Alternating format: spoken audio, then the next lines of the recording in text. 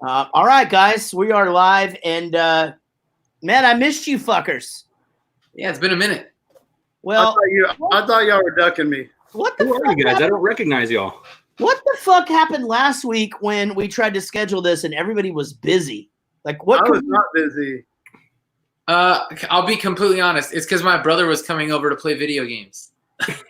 Oh, God. I think, Jared, the days you could, I couldn't because Neek was working, which means I had the kids, so I couldn't just hang out and get hammered drunk on the computer all night because I was being Mr. Mom. Let's stop for a second, Gary, and that's a fucking great thing to say. Rob, Yes. that's the same brother that fucking said that you don't deserve gold records and platinum records because you weren't in the band when we fucking started. And they're going to be hanging up on your wall soon where you play the video games. But you needed to not hang out with us so that you could go and fucking play video games with said I don't deserve plaques, brother. With said, oh yeah. Man, you really messed up, dude. Oh, you were there. You said it. We were in a pool. All right, guys, I'm going to go share this. If y'all want to go share it. That's what I'm doing right now. I shared it. I'm on top of it. Let me share it. I'm going to share it. Guys, y'all hang out for a sec. If you're in the chat, we're just all going to go share these super quick. Oh, yeah. I'll get the chat going here. Oh, I got to share it as myself. I never get this right. Yeah, go share it as yourself and Bowling for Soup, Chris Burney. I am. I just figured it out. Chris, I like your new moo-moo. I was going to get into that. Thank you. We're not there yet. We're not at the moo-moo yet. Have you had this for a while, or did you Amazon a fresh new moo-moo? I did. I Amazon this one about 2 weeks ago. It's a good move. And, you know, because I guess it took even though, like, we all have Amazon Prime. Everybody's got that. I have Amazon Prime. So usually when I think about it, the next day it's already here at my door. So I just thought about it. I've got something similar. It's called Amazon Drunk Prime. No, this is Prime. I got a whole cart full of that. I found a thing of. It has little doggies on it, little doggies and little paw prints. I had a coffee in my Amazon cart for some reason this morning, and I don't ever. It's not like I got blackout drunk and added in there. I think that the device heard me say coffee or something, and just like threw it in my Amazon cart. Gotcha. I was gonna say you're hammered drunk, and you're like, it'd be good in the morning. Coffee. And it's I don't even know how to make real coffee. It was like a jug of Maxwell House. Like I don't know how to do that. I don't even know how to do it. I know how to put the cup in the machine, and that's it. You need to get a French press. A French press? Yeah, Teach me to do that. And it's so easy, and it makes you look cool. Even I can make French press coffee. Well, why haven't you made me French press coffee yet? Because you never asked me to. So the thing with French press, though, you gotta like do the plunger, right? Mm-hmm. And if you do it too fast, then you get the grounds in the coffee? No, it pretty much seals it Yeah, but you don't want to go fast. You don't want to hit the plunge. It's not like the dynamite thing where you set the dynamite off. Anytime I've ever tried to make that, though, I get the grounds in there, and so I just gave up. Everyone's like, "Oh, that's the fancy way to go coffee," and I'm out. Look, I'm with you. I don't drink coffee, but I know how to make French press. There's two ways that I get coffee, and it's with Gary. We either pop the cup in the bus or in the dressing room, or walk around the corner to wherever they're selling coffee. I love that you're trying to kiss up to Gary now that you fucking ruined the whole last week of the goddamn hangouts. Going to hang out with your video game playing brother who doesn't even think you should be in this band. He's jealous. That fucking guy. He's jealous. He's gonna one of these days when you're gonna go down to your basement to play video games with your brother, he's gonna nudge you down the stairs and be like, "Oops!" And he'll call us like, "Oh, y'all guys have to take me as junior bass player in honor of my brother." He killed him. My newly finished stairs. Yeah, and you're gonna end up at the very bottom of that, all mangled up, and your brother's gonna be up there going like.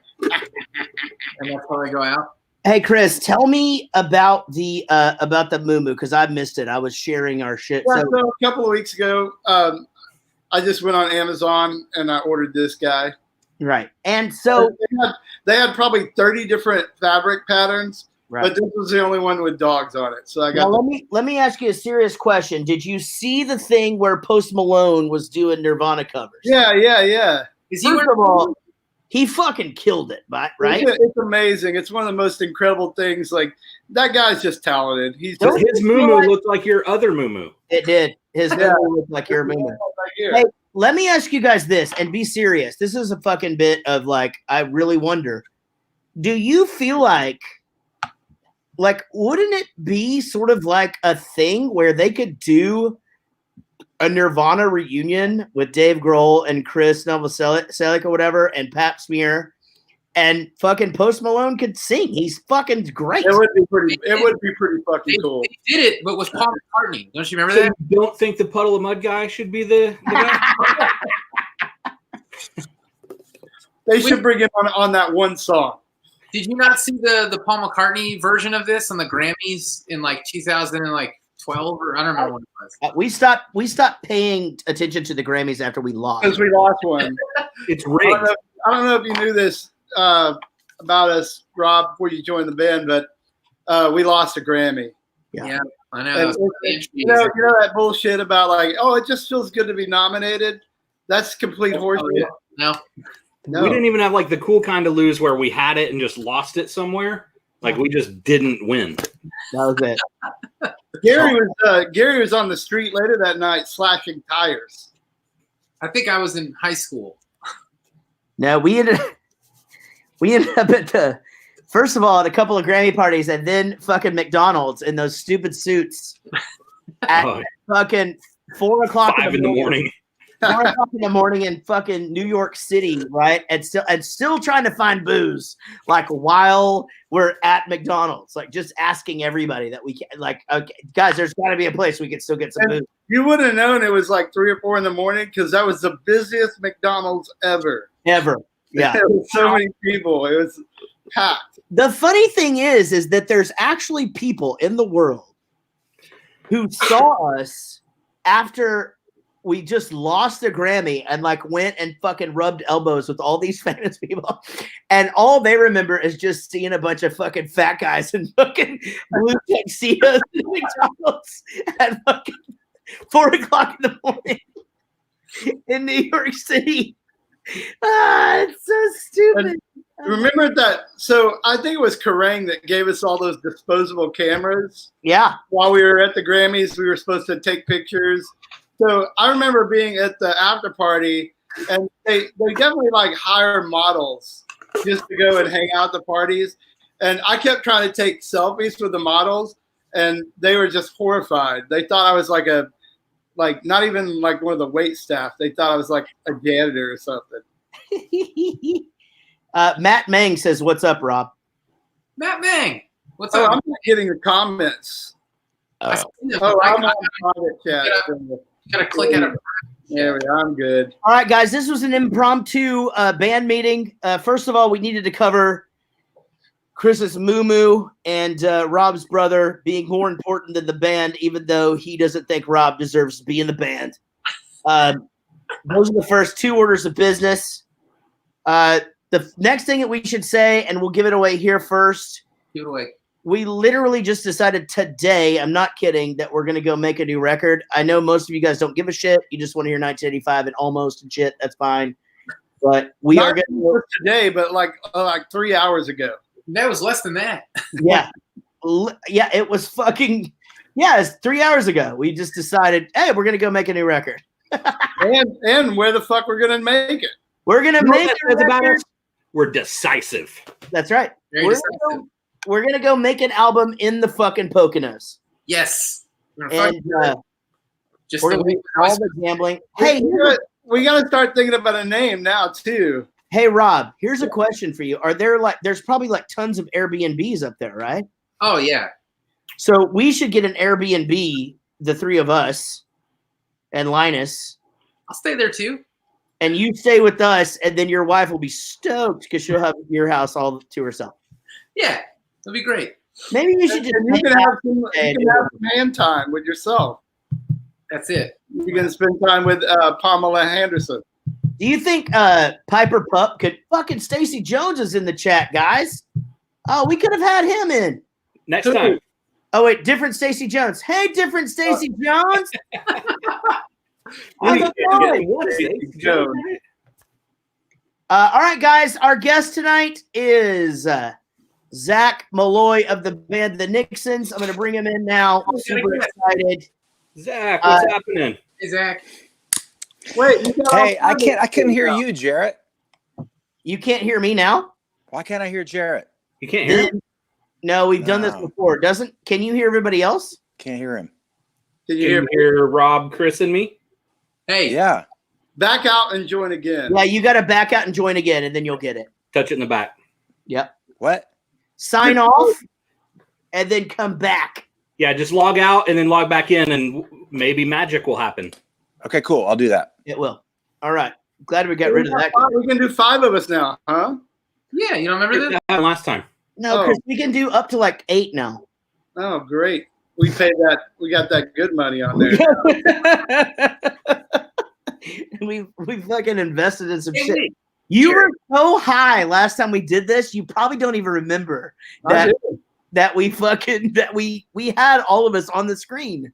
Didn't I sent you a new border so that the thing wouldn't get covered by the live block. Yeah, but that was earlier, and we're not thinking about it now.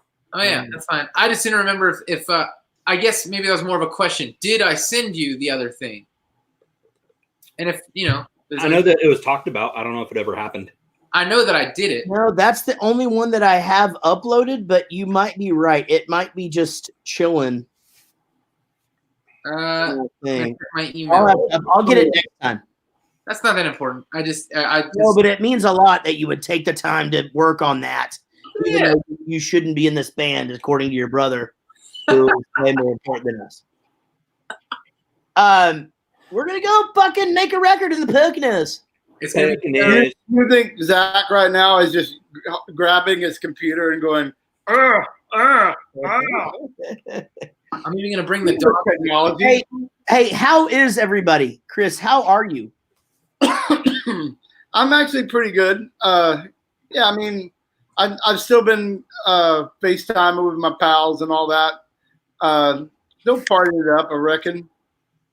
I haven't been on my own Facebook Live thing in a while. I did one a couple weeks ago, but Now, do you have a plan as far as like, okay, so the world is going to come back, bars are going to open this weekend. Are you going to go out instantly?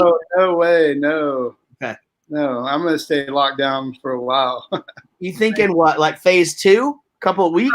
Maybe. You know what? Like, so, like the people that are opening up, and a lot of people think that we're opening up too early. I think maybe we are, but eventually it's going to happen.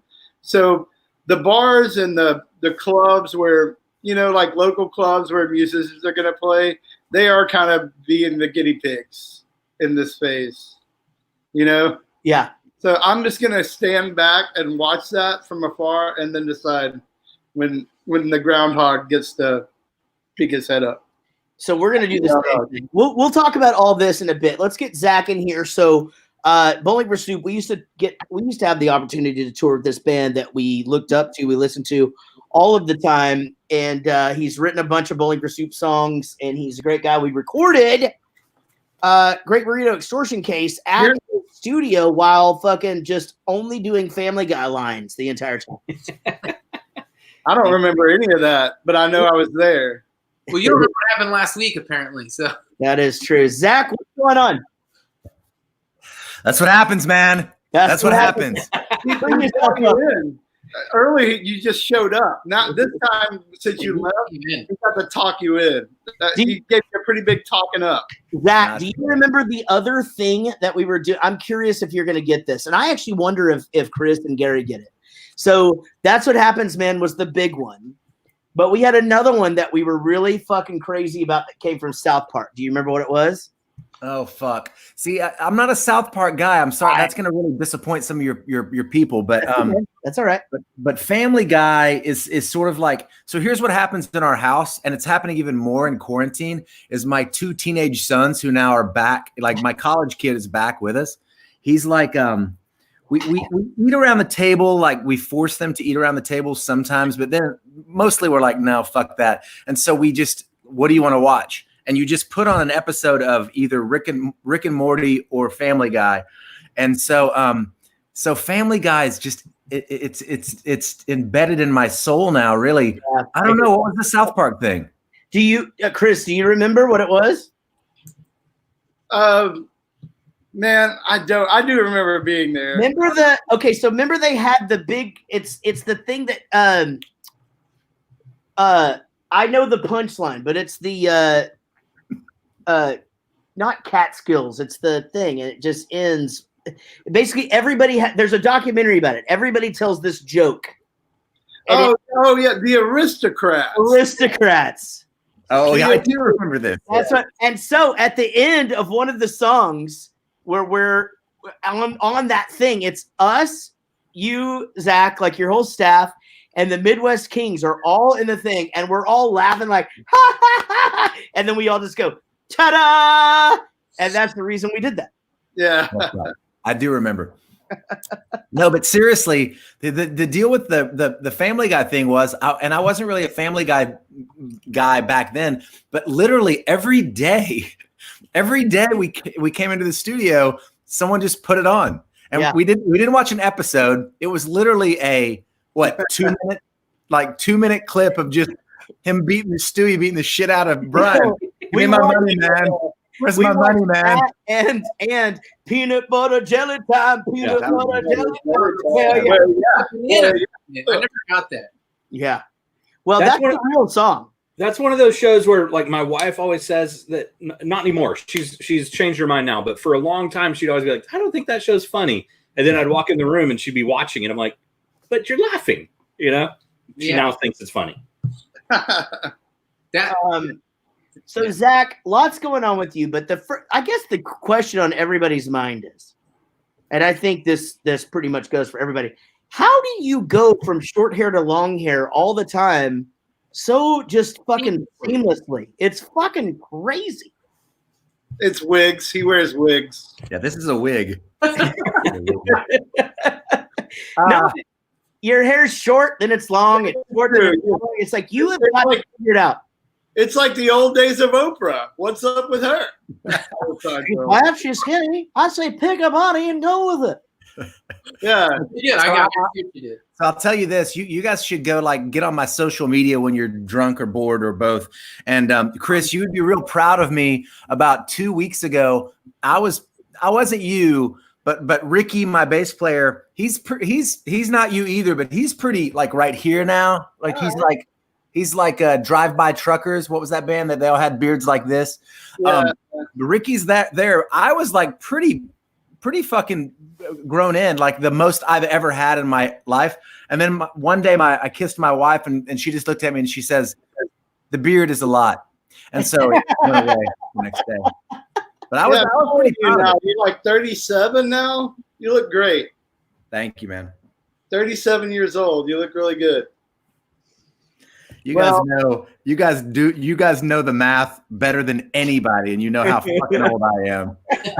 Real old. Is it fucking crazy getting back into the world of rock and roll after just songwriting and producing for just so goddamn long? I mean, honestly, 15, 18 years. I don't really know what the number is, but now you're back into this world of, okay, we're going to make a go of the Nixons again. You know, it's been a bit. I've got to learn social media. I've got to learn things that didn't matter when you were writing with Carrie Underwood. Who gives a shit what you tweet? You know what I mean? But now it's a completely different world. You know, like it's not just get in a van and go play songs. So how are you adjusting to all of that? And I'm wondering, you know, is the rest of the band adjusting to it as well, or are y'all still trying to figure it all out?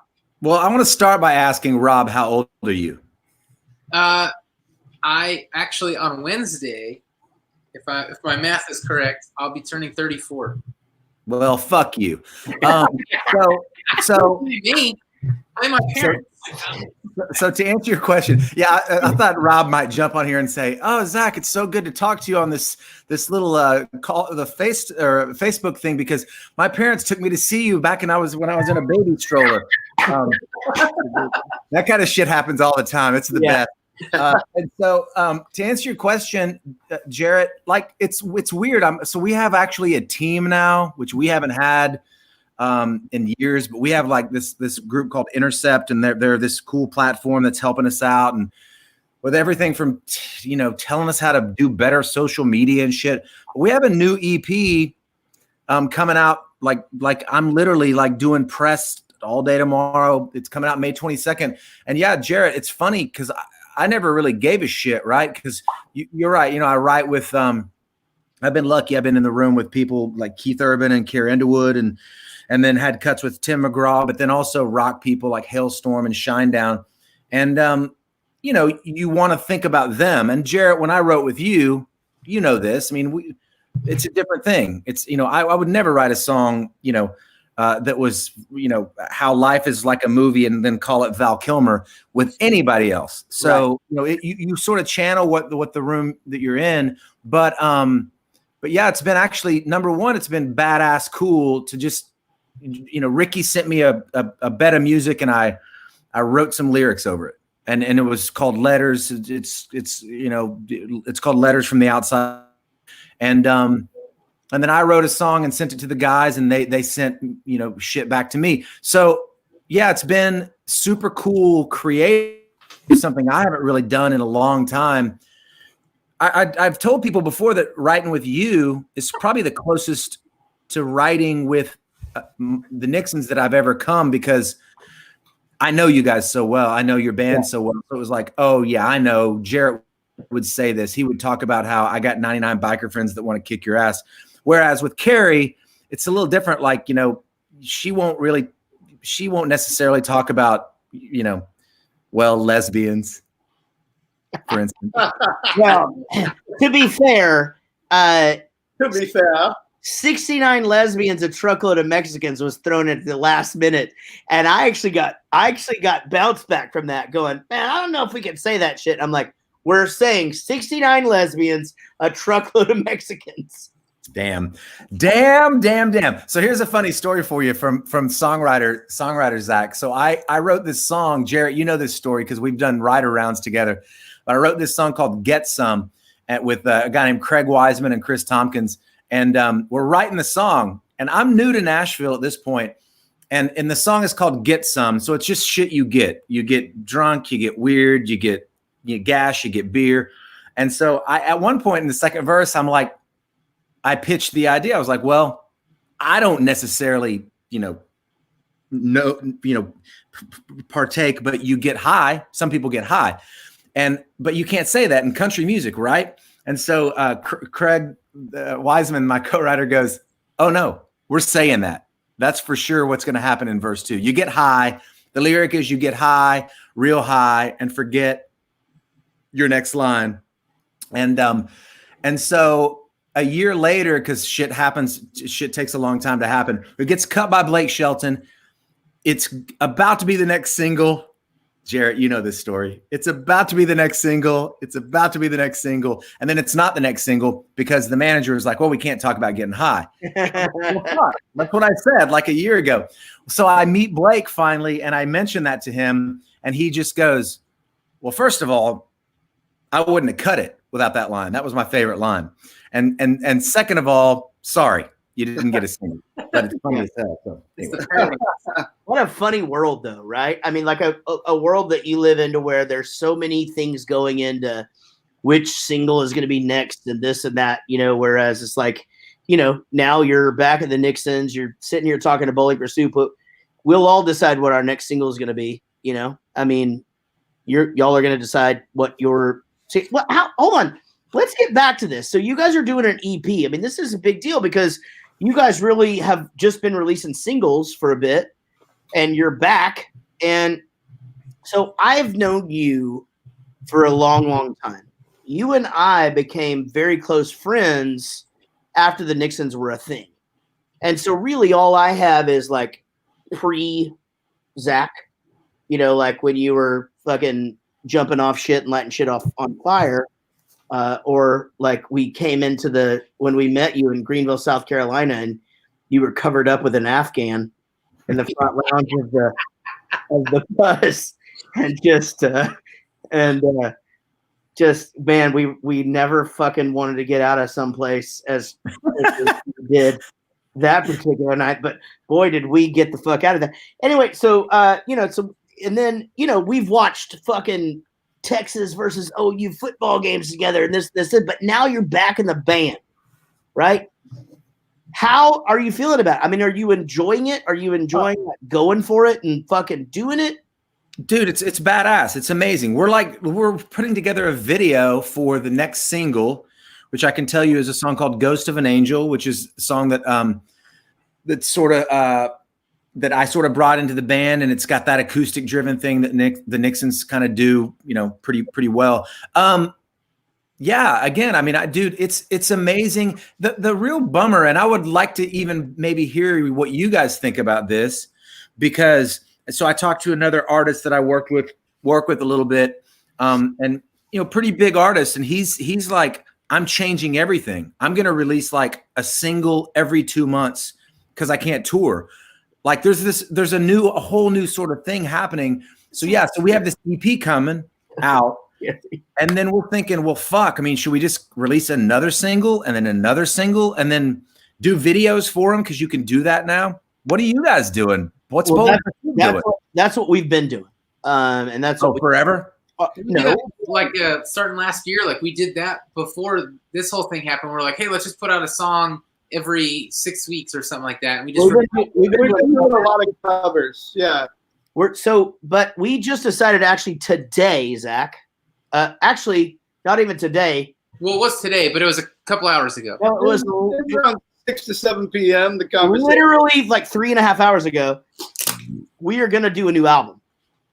But we have been single driven for quite some time. And so the thing is, here's the thing. What do you have in the backpack, so to speak? What's in the chamber? Because like I told the guys, I'm like, look, we can release a single, do a video, release a single, do a video. But I want to go in and do an album now. Like we've been doing this long enough where like I want to go in and have the experience of doing an album. Give the hardcore fans the experience of getting an album. However, once you do that, they're going to pay attention to the 3 songs that you release as singles, and then a year and a half later, you'll put this other song out with a lyric video that's been on that same album. And they'll go, "Oh, new shit!" Like basically, they never heard it. So it's essentially like, But what I told the guys today, they're like, "Well, should we just do an EP?" And I'm like, you know what? Fuck it. I'll just write more songs. Let's do a goddamn album. So the EP thing just. Out of nowhere, like at least let's do a fucking EP. Yeah. And here's the thing, Zach. I think that if you really believe in it and you're ready to keep going and whatever, here's the thing. I think bands that are just together all the time, they work, they tour, they go 2 years, they get in the studio, they record 5 songs. It's a never ending cycle. Those bands, I'm like, you should release a single at a time because not every song matters. But if you have a collection of songs and you feel like you could follow that up, then you do that. I mean, but singles are fucking king, man. I mean, this is a Spotify, YouTube world. I just want to make an album, and my band want to make an album. Yeah, and I would love to do an album. You know what we're drunk. You know what we're drunk on right now, Jarrett? We're drunk on that posting those albums that made like. Albums that you can listen to from song 1 to the last fucking song, and let's make one of those. Like, yeah. Okay. Hey, I'm gonna interrupt and just have Jude say hi. What's up, Jude? How are you, man? We're live. We're live. This is good to see you, buddy. Good to see you too. How's everything? Pretty good, man. Just chilling, making some music. I love that, man. I'm keeping up with you. I'm keeping up with you through the socials we're friends on, and then from your dad's stuff. Sweet, I appreciate that. I've been keeping up with you always. Does Zach ever threaten you with violence? And No. to make you feel better? So you're good? I threaten him with other shit for sure. There you go. What's crazy about seeing Yeah, that kid like that, he looks like a smart ass, let me tell you. you know how here's how you know when you're getting old. Like, I literally showed that kid chimpanzee riding on a Segway one time. And He was so tiny. It was in Tulsa. And I mean, they just watched it over and over and over and over again. And like, To be fair, I think I was 30 when you showed me that, and we watched it over and over and over. good point. Ride on the Segway. That is a good point. But Jude, it's good to see you, buddy, man. So what's up? Like, what year of high school was this for you? Senior year. So nothing, huh? No prom. No prom, no track season, which actually was kind of hype. I was kind of excited about that. But Does that fuck with your scholarships and stuff like that? Because no, colleges have been like really good about understanding and stuff. Probably the saddest part about it is like our big rock band concert. We can't do that anymore. But honestly, I think that people are overreacting. I think people are all like getting really sad and posting pictures of them crying. Like, our senior year's done, but I'm just like, guys, we don't have to go to school. So like, you're your daddy's son. All right, see you guys. Bye, buddy. All right, Jude. I would have thought the same thing at that age. Yeah, I don't have to go to school. This is great. Well, all these people are like posting pictures of like, with, at their own homemade prom and stuff. And Jude's like, Yeah. And when I was in high school, your senior year, your finals were just a joke. The teachers just put some piece of shit test out there and you just passed it. I'm like, good, get out of here. Just the last. Was that like, Jared? I graduated in '87 from Ryder. Was it still like that when you were a senior? Yeah, I think that honestly, I think in all grades, the last 2 weeks of school are fucking bullshit. I don't understand why we don't just go to school up until the point where we all start phoning it in. Teachers are packing up all their walls and shit. We're signing yearbooks one day. You know what I mean? So what you're saying is they should just be like, school's going to end May-ish? And then everyone gives up like, all right, we're done. Your teacher's just showing you movies all day. Even your I swear to God on a stack of Bibles, this is true. My son is in junior high. And he literally had a week of school before Christmas break where they were just showing them movies. Like, he was like, Dad, I'm not joking. They're showing Finding Nemo today. It'd be like that too. It'd be like they put like a Christmas Story. Like, literally, we just watch it but you'd watch it for like a week. Like, you'd watch it for 30 minutes. And then they'd let you do homework for 30 minutes. And then they'd be like, that's where TNT got the idea to play it for 24 hours straight. Is after high school, like, hey, they're doing it every day, and it's going over. Once over the course of the week. So you'd watch like 25, because we had these like block scheduling things where our classes were like an hour and 15 minutes. So we only had 4 a day. But you'd watch like 30 minutes of it, and they'd be like, all right, now you can do homework for the next 45 minutes or something every single day. But why are you doing homework if it's just work? What homework do you have if all you've done is watch The Christmas Story? I haven't done what the fuck in school. I didn't do homework at home since 8th grade. I remember all of my years in high school, they like set aside time at the end of class to do your homework. Yeah, I remember. They They don't really give homework anymore. It's a whole thing. So Zach, how's school going? It's sketchy. It's sketchy. It's not good. Do you The- guys, like, what, since you guys have been back, is the tour with our old friend Sponge? Is that the longest you've been out on the road? Yeah, that was cool. It was we did the Sprinter van thing with a trailer. That's what I was gonna ask.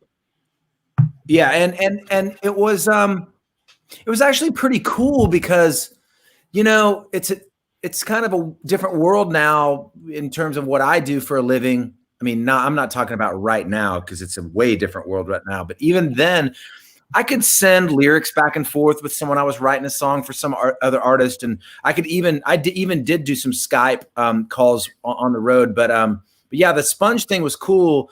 Vinny's a badass, man. We should write together sometime, Jared. He came down to Nashville actually right after that tour, and we wrote a song. And I always loved that band. I got up every night and sang on 16 Candles Down the Drain. Oh, that's the big one. I love that shit, man. Love that. So that was fun. It's really cool. And unfortunately, I'll tell you, there were a couple tours that we were sort of talking about and talking to that you guys would have loved. Some Texas bands going back from the well, but I don't think they're going to happen now. So we're just kind of waiting to see what's going to happen. Yeah. And are you guys, let me ask you this. So obviously, just for Nixon's fans that are watching this or going to see this, you guys had, inner turmoil at one point. The band split. You and New Ricky went on to tour the latest thing and all of that after everybody's gone. I'm not gonna make this a soap opera. I'm just saying, do you find that now it's like, okay, guys, it's just nice to be back. Here we are. Here's what we're doing. We're back. Like, we were kids when we started this thing. Let's fucking go. Like, how are the relationships in the band? Yeah, it's funny. It's a good question because I think about you guys a lot about how you guys sort of came together and sort of went through your whole arc, together. And we definitely had a fucked up, messed up version of that where, Ricky after first album left. I won't get into the details, but then, John and Jesse actually were gone for the latest thing tour. And it's kind of tricky because, we had certain things that were just happening that we were obligated to do and release things and tour and blah, blah, blah. But, going full circle back, I had a conversation with Ricky Brooks, the original bass player of the Nixons.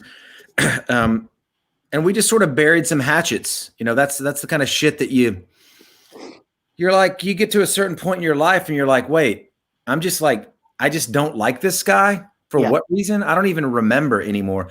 The hardest part, and I'll be honest with you, I haven't really talked about this in public, except I've talked to you about it, Jarrett, but one of the hardest parts is that Ricky Walking is still someone I consider, a friend and an amazing talent and an amazing person. And, I won't get into the details of the conversation we had, but I did make that sort of hard phone call to him and say, hey, we're doing this. We're going to do some dates. Yeah. Now it's obviously blossomed into a bigger thing. And, to be honest, I'm just I'll say this and you can take this however you want, but I hope someday he and I are in a room together and jamming or taking a shot or something. Because he's definitely a guy that I spent a lot of quality time with and meaningful time with. And that's been kind of the hardest thing, honestly.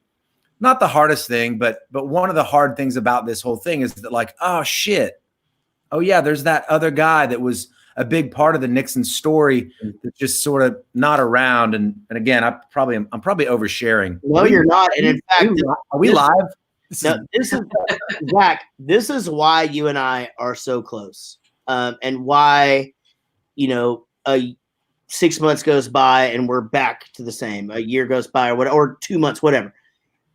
Because you're just a real dude, and those are the things that, like, to be fair, I mean, Ricky Walking played on more albums than Ricky Brooks did. You know what I mean? So you could make an argument as a fan, like, well, why the fuck is this? But it makes sense that you guys would get the OGs back together. It also makes sense that you would make that call to Ricky Walking, and just the fact that you still have that love in your heart is what makes you who you are. It's a fucking cool thing that you would put yourself out there and say that, with everything going on with the band, like knowing that he's doing fine, you guys are doing fine. And I hope all of us can stand there and fucking have a shot someday. And then Rob. Well, I will say, by the way, that to your original point of like, what's it like with the original, you know, you said OG, I think that's what young people say, right, Rob? And Well, it's me, actually. the truth is that it really was, I talked about this the other day did an interview, and, you know, with Ricky Brooks, it was a healthy thing to sort of bury that stuff that's like shitty to hold on to. And then the cool thing is that like, and you guys will appreciate this, because we don't, when you're in a rock band, and this is just sort of pulling the curtain back, you don't rehearse. We never rehearsed. We never rehearsed when we were in the middle of the throes of it. But when the Nixons came back together, we're like, okay, we got to get together a week before, really hammer down, rehearse. And we did like 8 hours a day, you know, well, okay, 6 hours a day. But it's funny if you know the Nixons music, there's a song called Head, and I have a guitar here. I wasn't going to do this, but like, it's like, there's like the downbeat of this song Head is just like, oh, it's in the wrong key.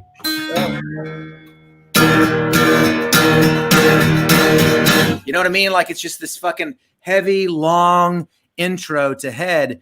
And we did that the first time in this rehearsal space in Oklahoma City. And in those like first 20 seconds of doing that with Ricky Brooks, John, and Jesse, I was like, oh shit. Yeah, I remember. This is cool. This is badass. Mm-hmm. And you could kind of get the feeling right away that it was going to be pretty special. So it is cool to have that relationship back with Ricky Brooks, and just to have the band going again, man. It's fun. And hey, can I ask you a question? Like, what? This is the last thing that we have to talk about on that shit. Then we'll change the subject. How is Ricky Brooks though? I mean, he wasn't on, you know, the Nixon self-title. He wasn't on the latest thing. Like, how is he with that material? You know, I mean, is that like, okay, this is part of the band, now I'm back in the band? Or is it like, you know, I don't really like this, I'd rather, you know, go back to, you know, playing Head? Man, you're asking all the probing, awesome questions. Yeah, that is a really good question, man, because they're both really badass bass players, but they're different styles a little right. bit. No, that's a good point, man. I mean, I'm telling you, Chris, it's funny. It's a interesting question, because the answer to the question is there's some awkwardness there. You know, anytime I'm talking about latest thing, yeah. You know, and we'll have people that'll come up to us. When we were on that Sponge tour, we had this group of girls that came up to us, and, you know, brought this little scrapbook thing they had made from when we played Boston a bunch. And so they're like, we love you guys. And it was this little like album thing, but it was all pictures of like not necessarily them. You know, it was like people that had played in the band at the end. And so there's always some awkwardness, Jarrett, with Ricky. But to his credit, we went in and re-recorded. I think I already said this, but we went in and re-recorded Sister Wire and Baton Rouge. Did I say that? Did I tell you guys that? No. No. I don't think so. Okay, so check it out. You can also, to all the listeners out there, you can go check out. So we did a thing that some friends of mine have talked about doing, which is re-recording your songs that, you know, get placements. Sister we've gotten people ask us to use that song for movies, and we don't control it, right? Our old label does. So we went in and re-recorded it, and those versions are now available on Spotify and everywhere. That's new, like Sister 2020. It's cool. It was fun. And so to your point, Jarrett, Ricky played Baton Rouge.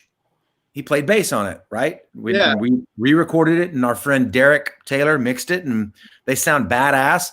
I'm super excited about them, but it's not the same bass part. It's not the same. I mean, it couldn't be the same because they're different guys, but it's kind of cool. It's actually, one fan sent a message that said, oh, wow, this is kind of cool to hear you four guys on this song Baton Rouge that I'd never heard you four guys on. Right. Well, it's definitely, I mean, there was a different, let's say a timing belt. You know what I mean? Like when a car, it has this timing belt, and that fucking timing belt comes off, the car doesn't run. You know what I'm talking about? So like with Ricky walking, it's a completely different thing. I mean, even like the song that we do with you guys, the one or the boom, boom, Yeah. boom, Yeah. it's all fretless shit. All right, so I'll move away from that. I'm gonna ask one more question about old days, and then let's move on to new shit. I know I already said this, but this is a great question. So you guys are like moving. You know, you at this point y'all had done the first record, the first big record happened, FOMA.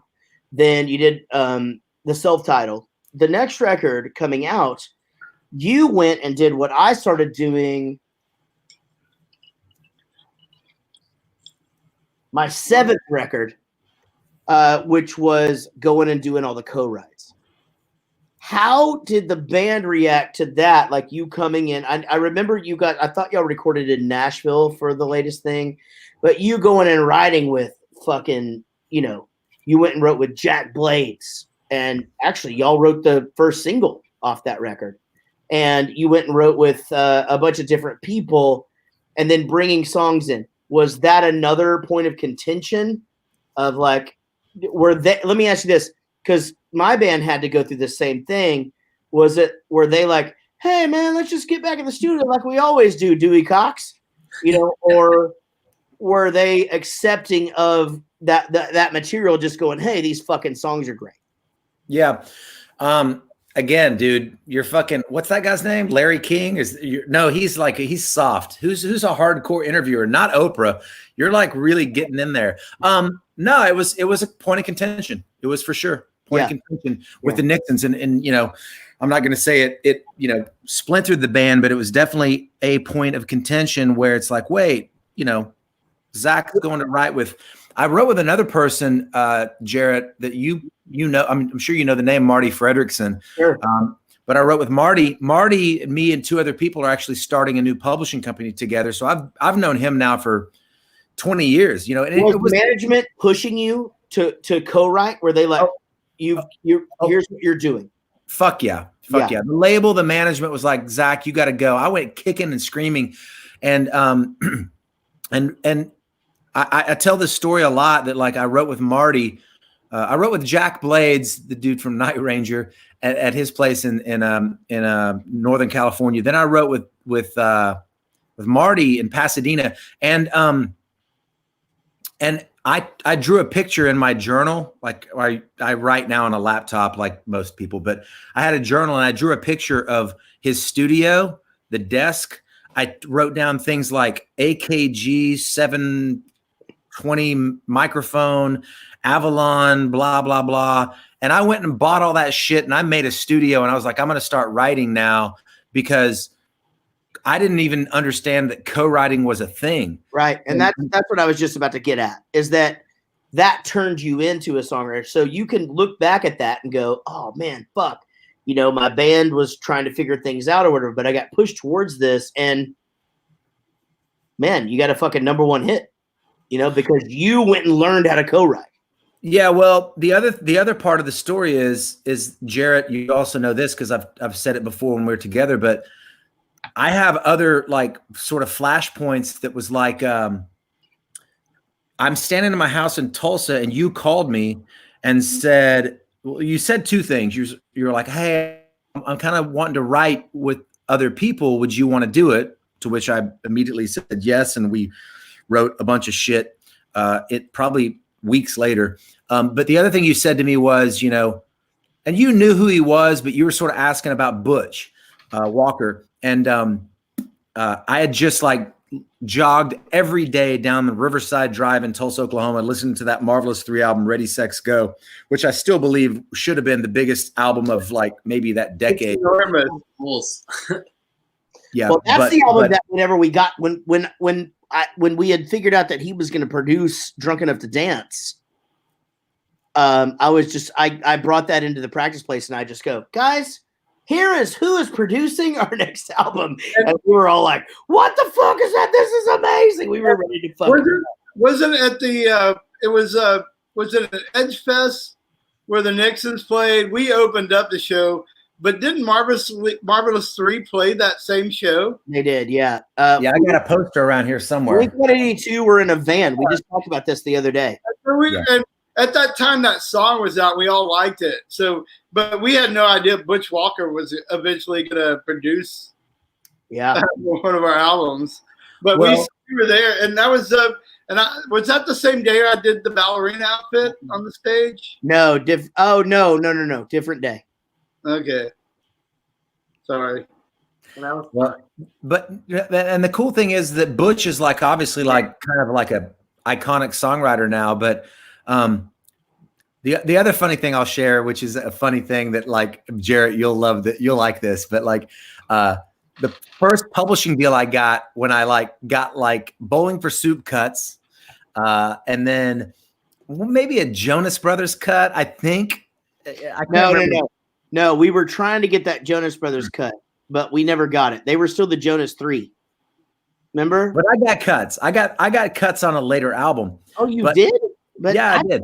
Okay. But anyway, the thing is that like the funny thing is that the dude, I won't say his name, but the dude at Sony in New York City, like on the building that I think they call it like Black Rock, or maybe not, I don't know, but like a tall New York building, like on Park Avenue. They're like, so we really want to sign you to work with our rock bands we didn't get Butch. We were trying to sign Butch, but we didn't get Butch. Mm-hmm. So yeah. Well, they we got him. We got Butch. Hey, by the way, here is Rob's brother, who is more important than his band. Look at his face. That is the face of a real yeah. All right, Zach. So life is good. You got 2 grown-ass fucking kids. Now, next year, you're going to have 2 in college. It's just going to be you and your longtime wife who remember that time you gave me your phone number and I called her in the middle of the night, or called your house in the middle of the night and this was like right when cell phones came out, and yeah, it was the worst idea you ever had. Yeah, I do remember that. I remember other times too, but it's you know. Dude, so what do you think? So EP coming out. That's what you guys are gonna do. EP videos. Are you guys making actual like live videos and shit, like going and making them and stuff? So here's what's happening. Our friend Andy, our brother of Ricky, Andy, is he helps us with all things video. He does all the stuff that's on the screen behind us at live shows. And he's helping put together a video for Ghost of an Angel. And so he's literally texting us, Zach, sit in your living room on the floor and have your wife on the iPhone film you playing the song. And so we're kind of doing that kind of ghetto style stuff. But yeah, but it's the thing. It's a thing. It's the thing, I think. It's the thing. Yeah. That's how we did the video for the cover, the Suicide Machines cover. We just all took videos of our phone and just sent them to you. Yeah. And we just pieced them together. But it was like all us with our dogs and stuff. Well, yeah. Like our actual pets, not our dogs. So, hey, let me ask you guys a question. Actually, can I just like take 2 minutes and go get a drink? Yeah. Why don't we let Rob? I'm gonna let Rob entertain. I'll do a cannonball. Okay, cannonball. I'm gonna go get a drink. While I go get a drink. I'm gonna pay you cannonball. Wait, Chris, don't do it yet. Don't do it yet. Let me solo you. Jared, get back. And Zach. Let me solo Chris. Wait, Chris, I gotta pee so bad. All right, but before we talk about this, I'm having a weird day. There's this part that's just gonna hang out over here the whole night. I keep trying to corral it in there. It just wants to do that. It wants to hang out over on this side. So I'll do a cannonball. Gotta have this. And by the way, there's not a spot on your screen. It's this huge, enormous. I think it's a zit. It might be a bug bite. I don't know. I got bed bugs on my head. So here's a cannonball, and cheers to all of you. and for having ZAC MALOY on tonight. He is fantastic. First of all, I've known him longer than Jarrett. That's a fact. So here's the ZAC MALOY.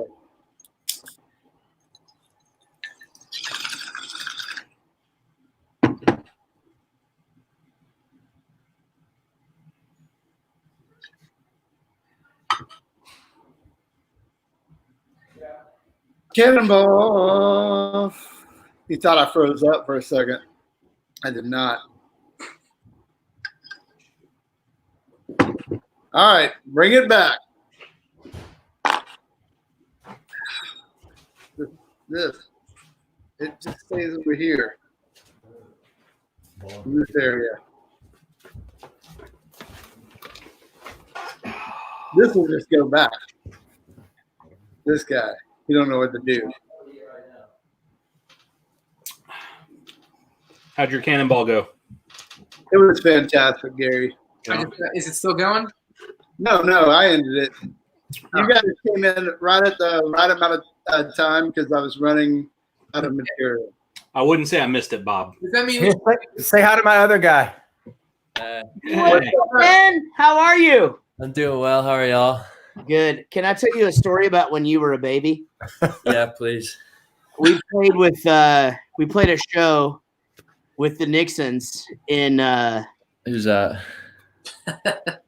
this band from like the 90s or whatever. That we got to open up for them. It was great. They wore Tinkerbell outfits and shit. Yeah. But we played with them in Killeen, Texas, and you had just been born, right? And I'm talking to your dad. We were both in vans, and that was the night that Chris, you went out during Miss USA. I got this tattoo that night. That's right. In Killeen, Texas. Man, we had been drinking so much, right? And your dad starts telling me about being a dad and like all this shit and like showing me pictures of you. And I was so drunk. And I'm just like, hey, man, can I have one of those pictures or whatever? And he gave me a baby picture of you. And I fucking still have so it. creepy. That is Really? creepy. I swear to God, I still have it. It's not No, creepy. that's not Hey, creepy. Zach, That's I would sweet. never go up to you and go, hey, Zach, do you have any pictures of your babies? And he prefaced it with saying he was drinking a that lot? is weird. Wasn't that also the Anyway. night wasn't that also the night that John gave us our own Yeah. alcohol back to us, and we were like, that guy's so nice. Yeah. Also, That's too, the whole story. So Ben, I'll that's the same night that I watched the dude from Joe Gra from different night. So that was the next time we played there because it was us, Grand Street Criers, and the Nixons. It's old school Nixons, so it's like all original dudes this night. And no, not Ricky Brooks, but like it was at the military base. well Was outside of there. It was like it was called Sandy's. It was a volleyball Biker bar kind of that we thing. used to play. And so Chris gets on stage. He does his ballerina dance or whatever during Miss USA. Everybody thinks it's great. Now, John does the funniest thing that's ever happened. We had actually been on tour with them for a bit. And quite frankly, we didn't have much of anything. And so oh yeah, this is fucking. they would tend to go on stage, and sometimes we would help ourselves to things in their dressing room, food, alcohol, things like that. They really didn't ever seem to really mind, you know. I mean, we didn't really get a lot of bounce back. And then one time, this happens. Is this the one I think is Jarrett? Well, so what happens is John comes out, and Gary walks after the whole show, after the whole show, and Gary walks up to him, and Gary's like, "Man, it is really awesome watching you. You're great." And John has this bottle of vodka, and John like takes a shot of this bottle of vodka, and he hands it to Gary. Gary's, "Yeah, man, I don't mind if I do. Thank you." Takes the bottle, takes a drink or whatever. Well, they sit and they talk for a while. They take a couple more shots. Well, the rest of us walk up to this conversation, and John is just chilling, man. He's just back on the picnic table at the sandy volleyball court or whatever, and he takes another shot of vodka. He hands it over to Gary. Gary hands it over to me, I take one, I hand it over to guitar tech or whatever.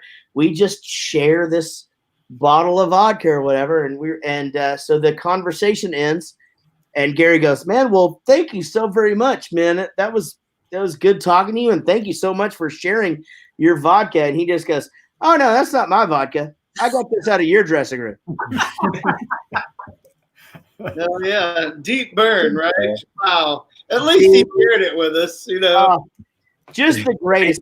You're false advertising right now. Cannonball's still going by. Oh yeah. Oh shit! I'm sorry. Yes, Amateur hour. Do I have to do another one? 12 more. Do I have to do another cannonball? Yeah, do another kid. Wait, I don't know if Zach wants his son to see this. Actually, You're of age. You know that people smoke weed. I'm in the music biz. You know, Snoop Dogg, he smokes weed. Fine, he can get away with it. I'm just Bernie. I'm in Bowling for Soup, and I smoke weed every day. So, would you be offended if I smoke weed in front of you? Me? No. I saw like I had a club in Wichita Falls, Texas, in like the early '90s, and I was your dad. I was terrified when he played at my place because everybody said he's gonna fucking burn the stage down. Maniac, a maniac. I didn't.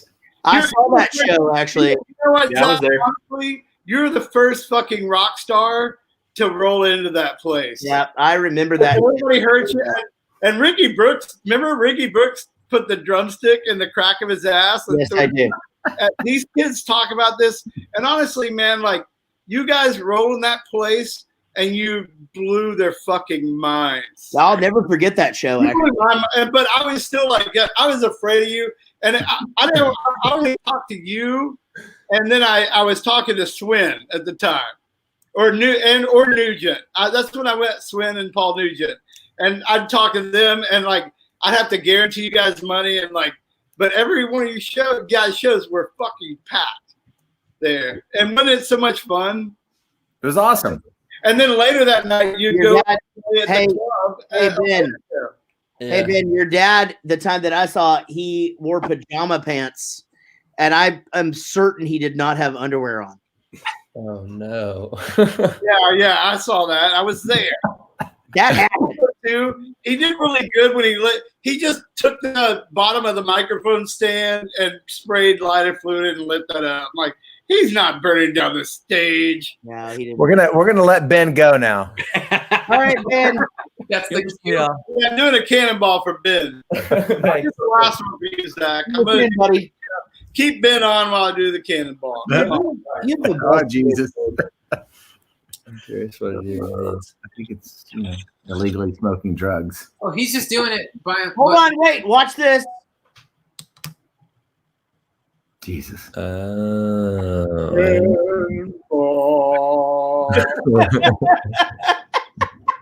Hey, Garrett, I have such a beautiful singing voice. Why I'm am I honored. I'm really honored. Okay, listen to me.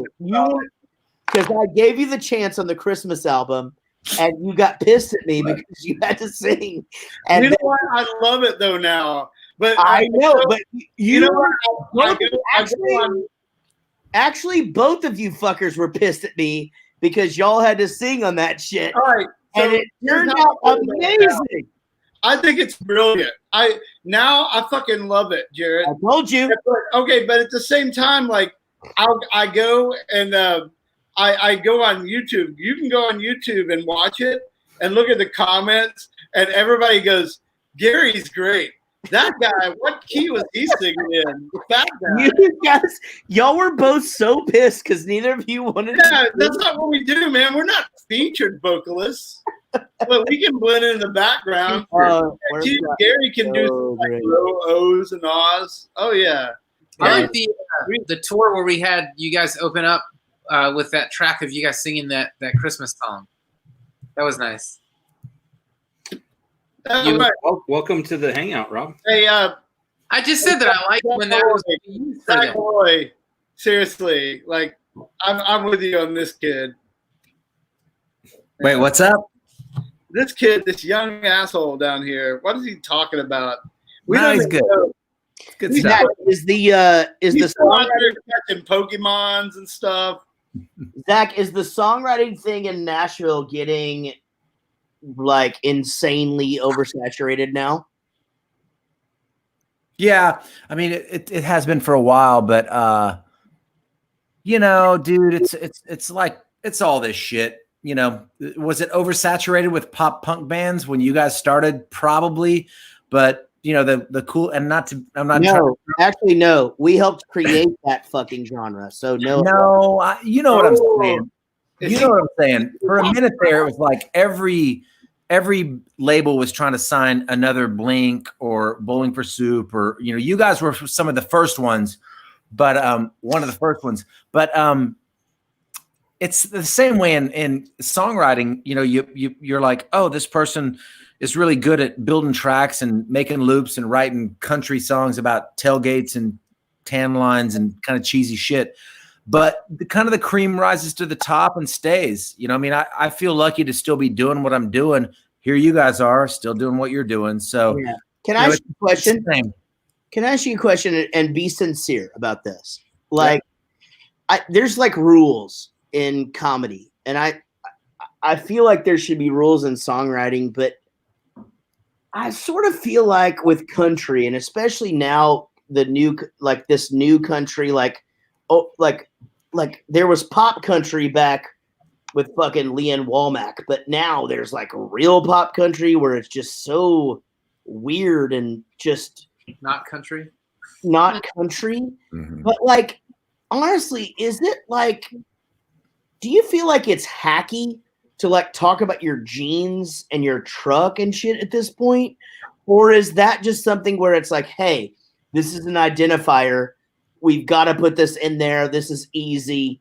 It's fucking, we throw it out there. We put this under a lily pad and we reel it in and we catch a fucking Oh, fish. we already talked about it. You can't talk about being high. Yeah, that's a no-no. No, but I'm serious. Like, I honestly, just talking about how jeans fit is fucking weird. Nobody really talks about that. But if you talk about it in a country song, apparently people fucking gravitate towards it. You gotta sing a real low voice. What I'm asking is this: are there, between you guys that have had success, is some of this hacky and you try to stay away from it? Or is it like, hey, here's the format, this is the formula, we follow it? Yeah, the answer to that question is just my personal, you know, sort of the way I roll. I don't do that. I mean, I don't worry about that stuff. I just write a song. A buddy of mine told me when I moved to Nashville, he said, okay, move to Nashville, but you're a good songwriter. You know, you write good songs. Don't change. Don't try to be like, oh, now I'm in Nashville, so I'm going to write about this. Just keep writing good songs. And the first song that I wrote when I was here was Temporary Home, the Carrie Underwood song. And then, whoa, hold on. Let me stop you. So the first song you wrote in Nashville was a #1 hit. yeah. So you talk about people early. Jesus Christ. What have you been doing ever since then? I've had other hits. Dude. Here's a good story for you, and this might be my last story. So I write with Carrie. I write with all these country people, and then obviously I write with rock bands. That's kind of where I come from. So I wrote a song with Skillet, and do you know the band Skillet? Do you guys know that band? Yeah. Kind of a newer metal, kind of a heavy rock. Yeah, heavy rock, but Yeah. Christian band. And so I wrote a couple songs on an album like 2 albums ago with them. And I'm like just literally just wasting time on, the iPhone and I on Instagram or whatever. And it says, congrats to Skillet for being nominated for a Dove Award. Do you guys know what a Dove Award is? Yeah. I don't They're think Christian contemporary music, right? it's Christian like Grammy. Goes Yeah. Dump Myrrh. You got a Christian Grammy? So check it out. God, I wish it was here. It's at my Where is studio. Where is it right now? It's at my studio. It's a different place. I almost want to get in the car and go get it and bring it back. We all want you to do that. Yeah. I'll do it. If I ever win a Grammy, I'd make a necklace out of it and wear it all the time. Next episode. So I'm like just social media guy, and it's like congrats to Skillet, who got nominated for a Dove Award for this song called "Good to Be Alive" that I co-wrote with them, and then like I didn't think much about it. A month later, a friend of mine texts me and says, the Dove Awards headquarters is like 1 mile away from my house in Nashville, and they have a box with your name on it. And we won. We won a Dove Award. So fucking did it. And you didn't even know it. So I'd like to thank God, I guess, first, right? Sure. Yeah, you got here with you guys. And then Skillet, I guess. Yeah. Did you think us already? Oh, and you guys. Well, we were your first big cuts. Jesus Christ. Who started this fucking engine? No, I said that was my last story. I got one more. Well, first of all, before your next story, so your Dove Award now, my birthday's coming up, and I didn't really ask for it. I'd never asked for anything for my birthday, so I'm gonna ask. Like, I want you to have that Dove Award melted down and made into a bling necklace that says like fucking Chris Burney, like all the diamonds and shit in there. That's my birthday. All right, I gotta tell a story about you first. Because never mind. Sorry, Matt, you're on for a little longer. I got chocolate on my face. Yeah, we can tell. Look at it. Yeah, you got chocolate in your face and on your hands, huh? You have it on your hands? Because I like cookies. Do you like I cookies? get one from outside. You got a cookie outside? Yeah, Was it yummy? yeah. But I eat it. Oh, and now it's in my tummy. And I stand a extra. She's right there, right there. Yeah, Alexa's still here. Oh, there she is. Alexa, off. You are 1.56 miles What kind of cookie did you have? southeast of the center of Plaster, Texas. Black. Yeah, Was it Oreo? I'm always Oreo. From where? Hello. Hi, Mia. Hello. Mia. Hello. Hi, You're a Mia. superstar. You're a superstar. Hello. Mia. Mia. Yeah, Jared's talking to you. Mia, stop saying hello. Hi. Hi. How are you? Don't want a pad. Yeah, he said, "How are you?" Good. Mia. Let me ask you, Justin. Mia. Oh, I need a napkin. Go get a napkin. Go get cleaned up. I need a napkin. Milkshake. You got your dirty kids running around, Gary. Oh, talking Mia. in the face. What, Chris? Mia talks exactly like you guys were talking when I came into the dressing room in Ada, Oklahoma, and discovered a lawnmower on top of our dressing room. Dude, you just made Rob's entire life. I did not During that that. fucking story. Hey, This also, is exactly- Zach, I've heard this story 100 times. It's my favorite story in the whole world. Can I hear it from you? Yes. Yes. Well, No? Okay. So first of all, this is Ada, Oklahoma, small town, southeastern Oklahoma. I grew up there. I graduated from high school there. I was in the marching band there. I was a bit of a nerd, but also fairly, okay with the popularity thing. And then went back. There are a few layers to this story. I'll try to just get to the bullet points. But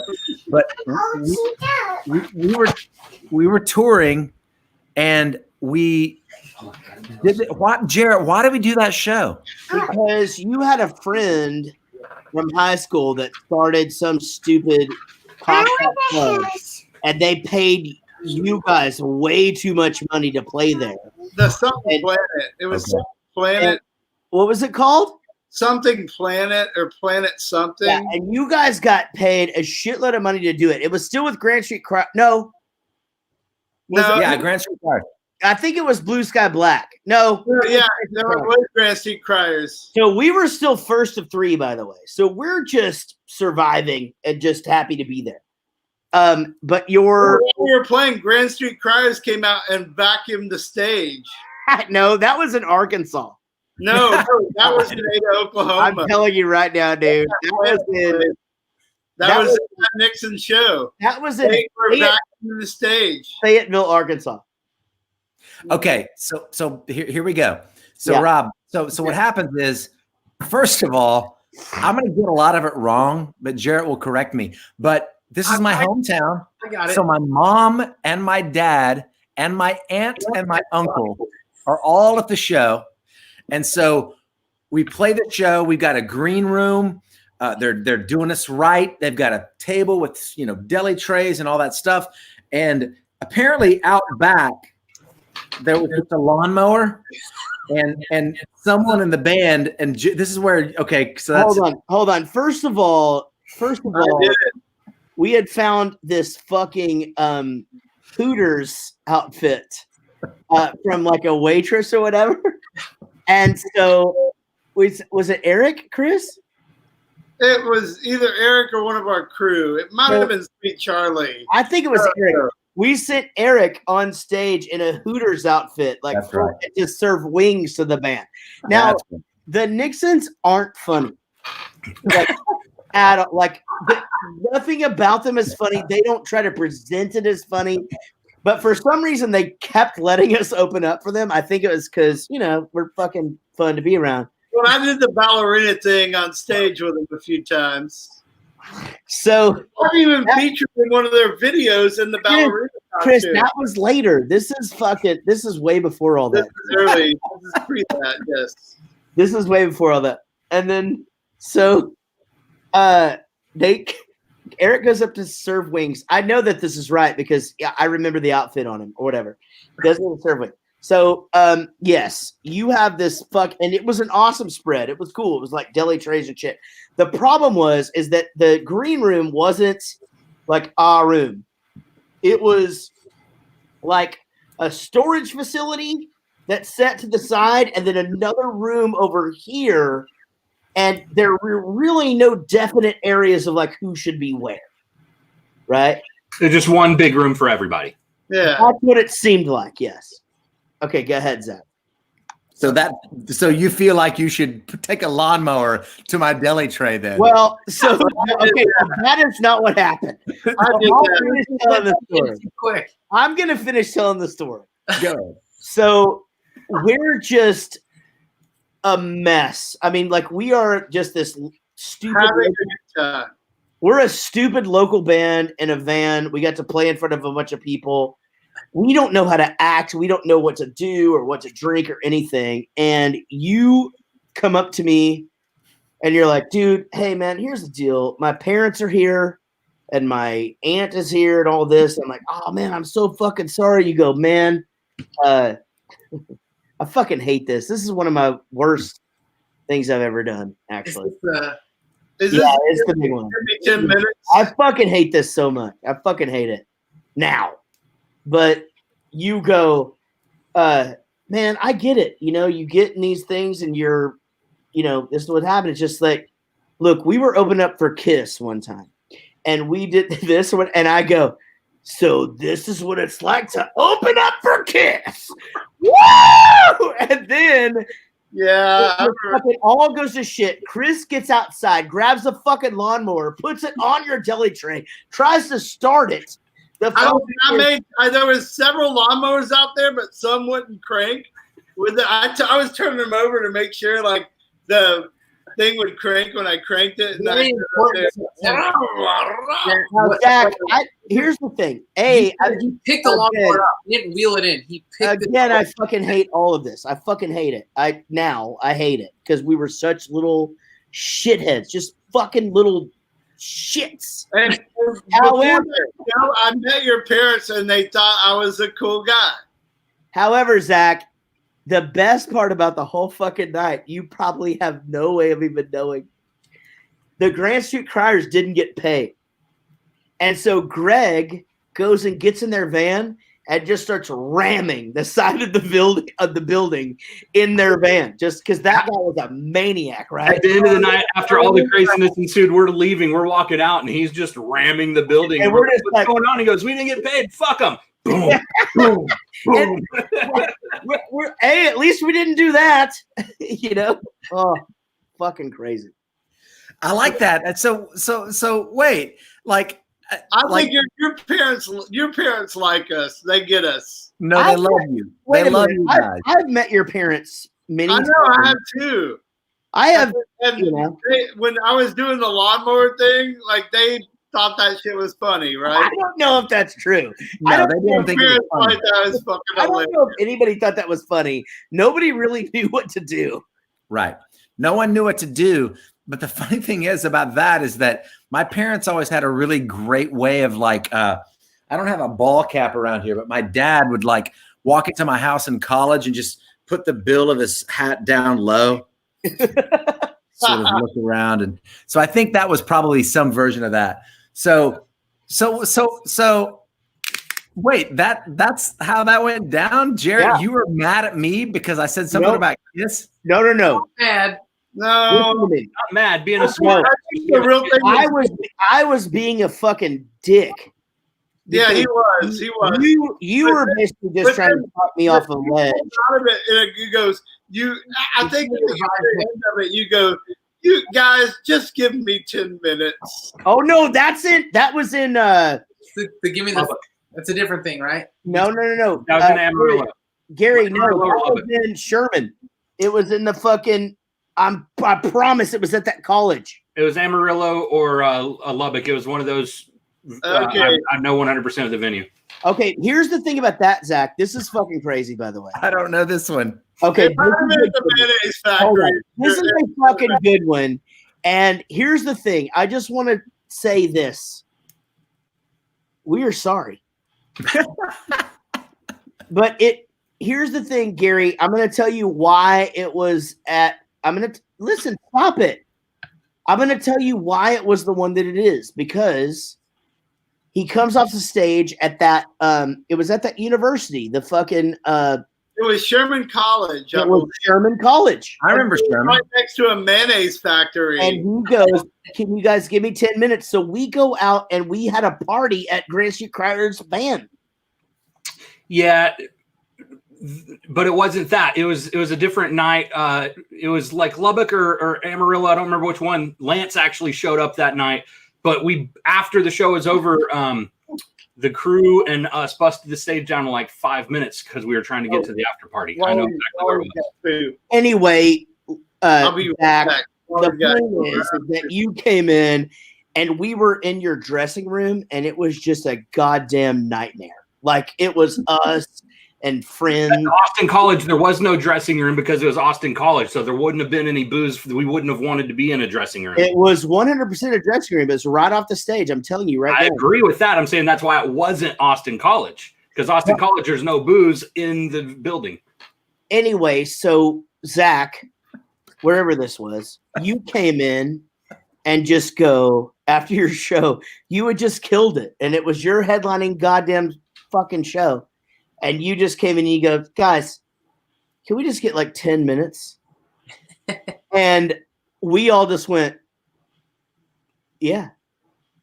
And then we went outside going, "What the fuck do they need 10 minutes for?" And we're like, "Ah!" And then we really got super drunk. That's the end of that story. I want to tell a story about you, though. Well, the fast forward is years later, we're like, I totally understand the 5 minutes thing. 100%. Like now we get back there. Like we go back there and our dressing room is clear every fucking night. Like wives aren't even allowed in there. You know what I mean? Because who's going to take off their pants? Somebody. Zach, here's my favorite. I have two of these, but I'll tell you this one right now.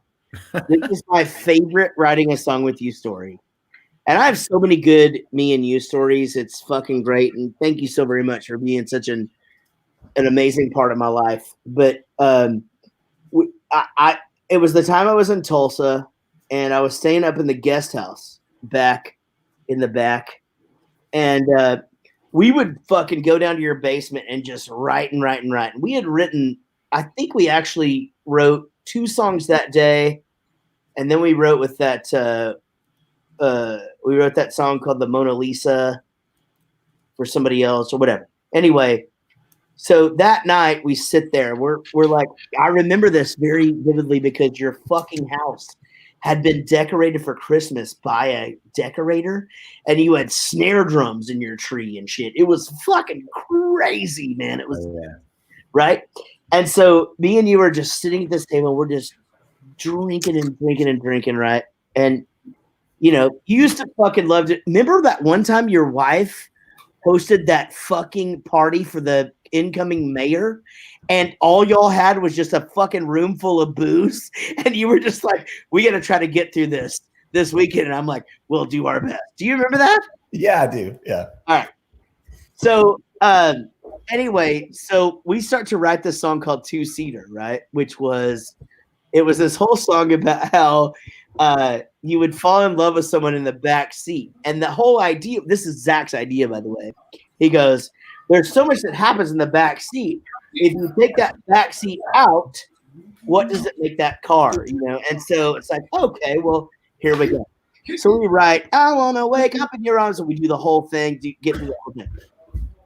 So I will never forget this as long as I live. Zach is just drunker than shit. He's sitting. I wasn't that drunk.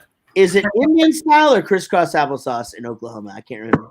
Indian style. Okay, so he's sitting Indian style, and then he goes, okay, the bridge could be like, can you hear your radio?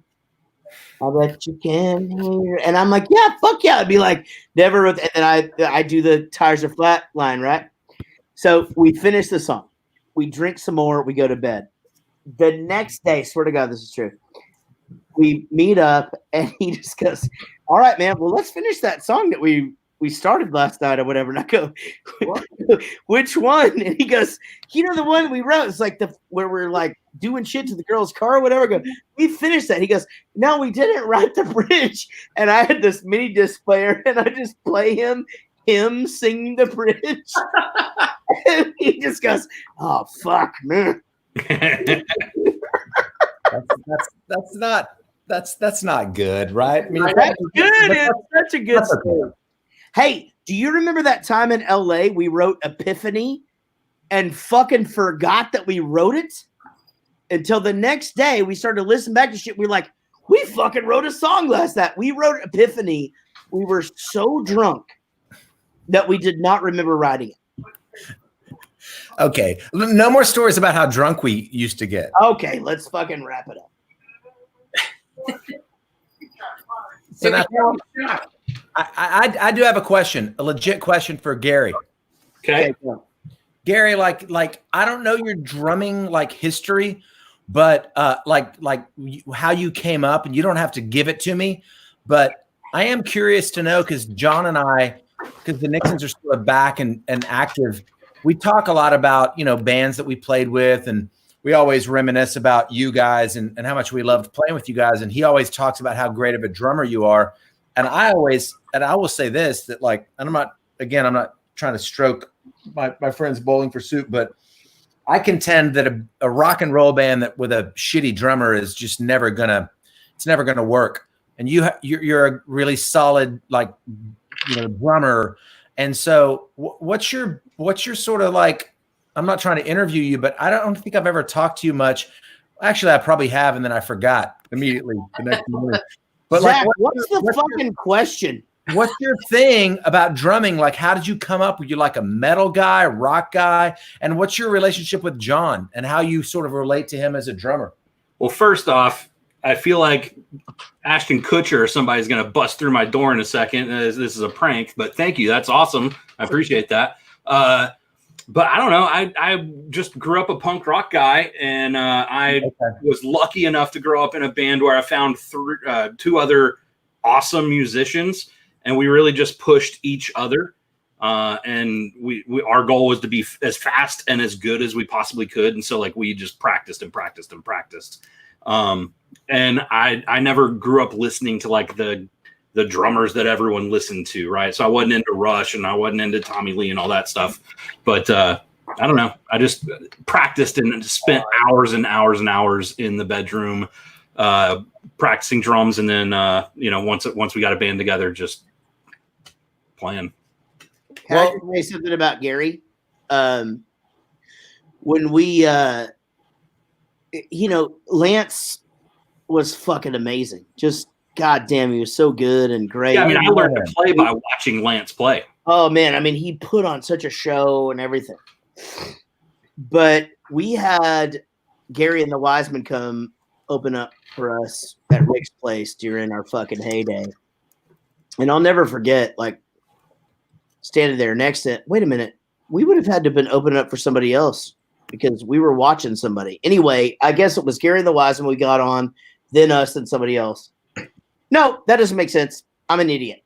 Gary and the Wiseman played, then somebody else played, and me and Gary were standing their side stage, and I just said, if we ever need a drummer, I'm going to steal you. And he just goes, yeah. Like that, right? And what's crazy about Gary is that he could just do all of this insane shit, plus he's the best.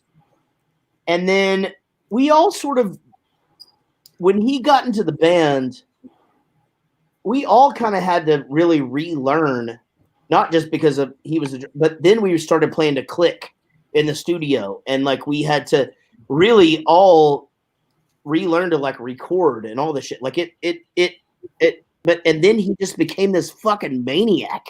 Yeah, I thought I was a good drummer until we started playing to a click, and then I was like, I don't know anything. Yeah, and all of us thought that too, because we're kind of loosey goosey. Yeah, once we started playing to the click and fucking like trying to be on the grid, it made us all like, oh shit, maybe we're not as good as we think we are. And then obviously, we're the fucking best ever. But we figured that shit out. But hey, Jarrett, what year did you guys do your first, like, I'll call it real album? Oh, 1994. 94. Really? Yeah. And that was all 16 track tape. Yeah, no click. We were recording to like VCR tapes. Fostex, right? Fostex. Yeah. And we didn't record that. Actually, James Chavez recorded it, but we bought that rig after. Okay. And then, but yeah, we did 4 records before we did Let's Do It for Johnny, which was in like our first major label album. So like when we were touring with you guys back in the day, like we were making those records back in Denton, Rock on the Honorable Ones. I mean, and we were killing. I mean, we were getting radio play and shit. Like, we were doing all that shit ourselves. Well, we hooked up with Delegard. Yeah, Eric. So it's interesting because we did, and I'm just asking this like as a personal question to you guys, and Jarrett specifically you, but you do you guys own your old masters? We yes, we own that's a complicated question actually. I have 4 tracks of our band, and we talked about this recently. I have 4 tracks. I used to record our shows because we had our own PA, and I'd set up our system and I would record the show on 4-track. And then I still have those cassettes. And now I needed somewhere to like have this shit mastered. Well, no, okay, I know what you're saying, Zach. We resold to Jive all of our old shit so that it could come out. Otherwise, we wouldn't have been able to get distribution. So everything is re-released. But they just were the distributor. So yes, we own those masters. Yes, that's the answer to the question. Well, so here's why I'm asking is because this is like a business conversation. We should probably not have like live with people watching, or maybe we should. It's a band meeting. We can talk about whatever. We can talk about whatever. It's a band meeting. So check it out. So Jarrett, when we and Gary, you'll appreciate this because you were talking about playing to a click. But so Sister, Wire, and Baton Rouge are now available live streaming. And they're like called Sister (2020) Baton Rouge 2020. And so the thing is that I loaded those songs up into my Pro Tools session. John did too. And John went back to play them. But interestingly, when we tracked those songs in 1994, he didn't play to a click because it wasn't quite Really? Wasn't really a thing. Yeah. Yeah.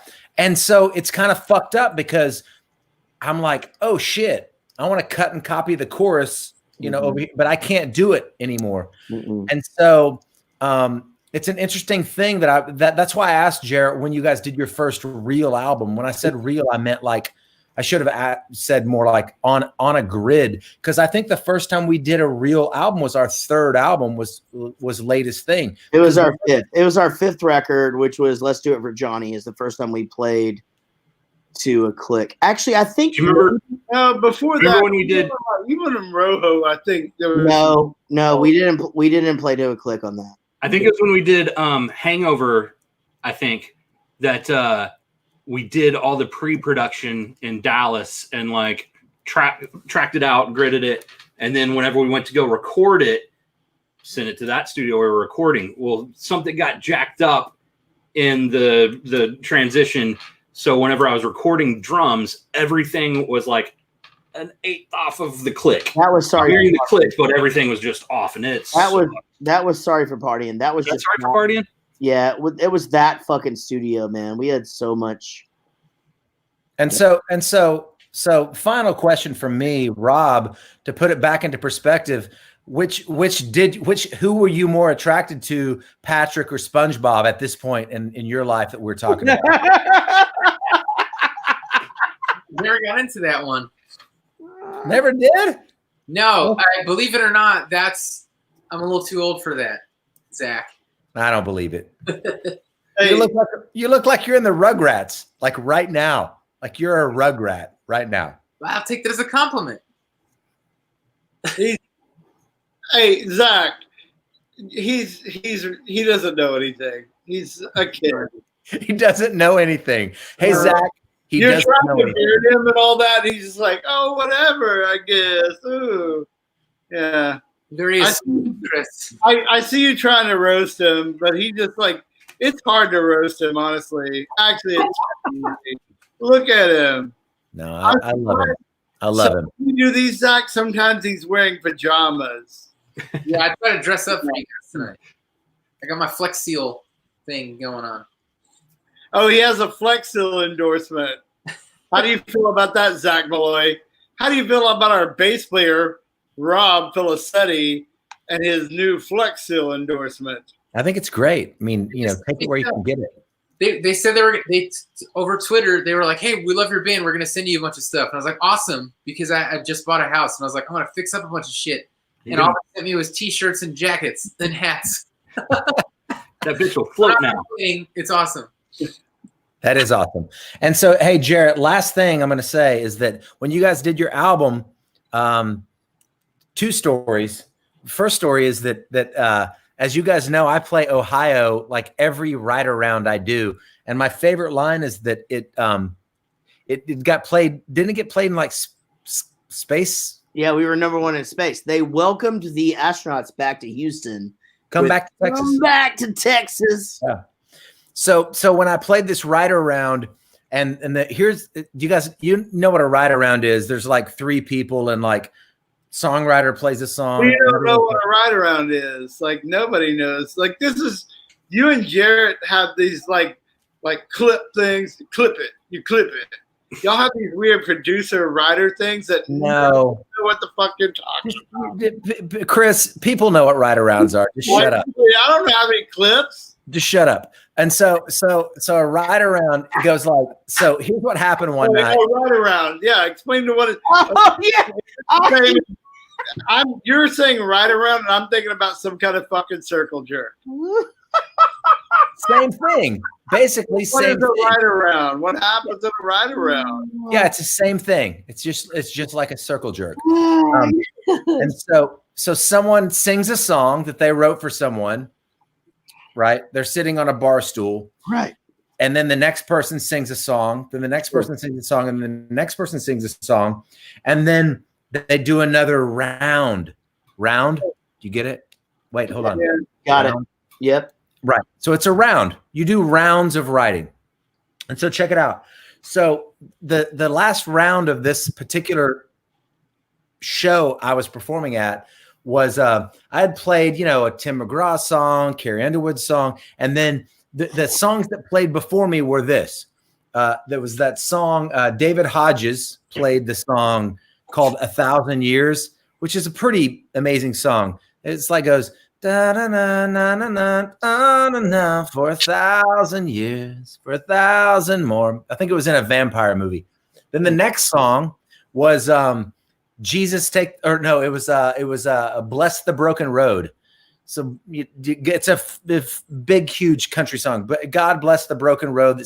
Then the next song was right before me was what was it, Jarrett? Did I tell you this story already? This one. I thought it was Jesus Take the Wheel, but I might be No, wrong. it was Jesus Take the Wheel. Yeah, Jesus Take the Wheel. Yeah. And then I say this. I was like, well, the only way to end this show is with a song I wrote for Bowling for Fucking Soup. And this song was played in space. With Bowling. You guys get played in space. I mean, And Hey, like once a week. now, Zach, going back to the songwriting thing that we do, who's the best guest, literally like the fucking most entertaining goddamn fucking person you've ever had at one of those? Ever. Jarrett, come That on. was me. I fucking killed that shit. I did back vocals. Wait, Jared, I you did asked back him, vocals with every other fucking writer, and they were just like, "What the fuck is happening?" And then I would be hilarious for a while. you ask him a question and challenge him to the answer. Okay, let him go. That's Go ahead. that interviewing. Zach, who was the fucking best ever?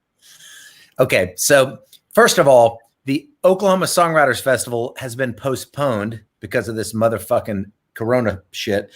And this year was going to be Desmond Child, who wrote Living on a Prayer. Oh yeah, big songs back in the 80s.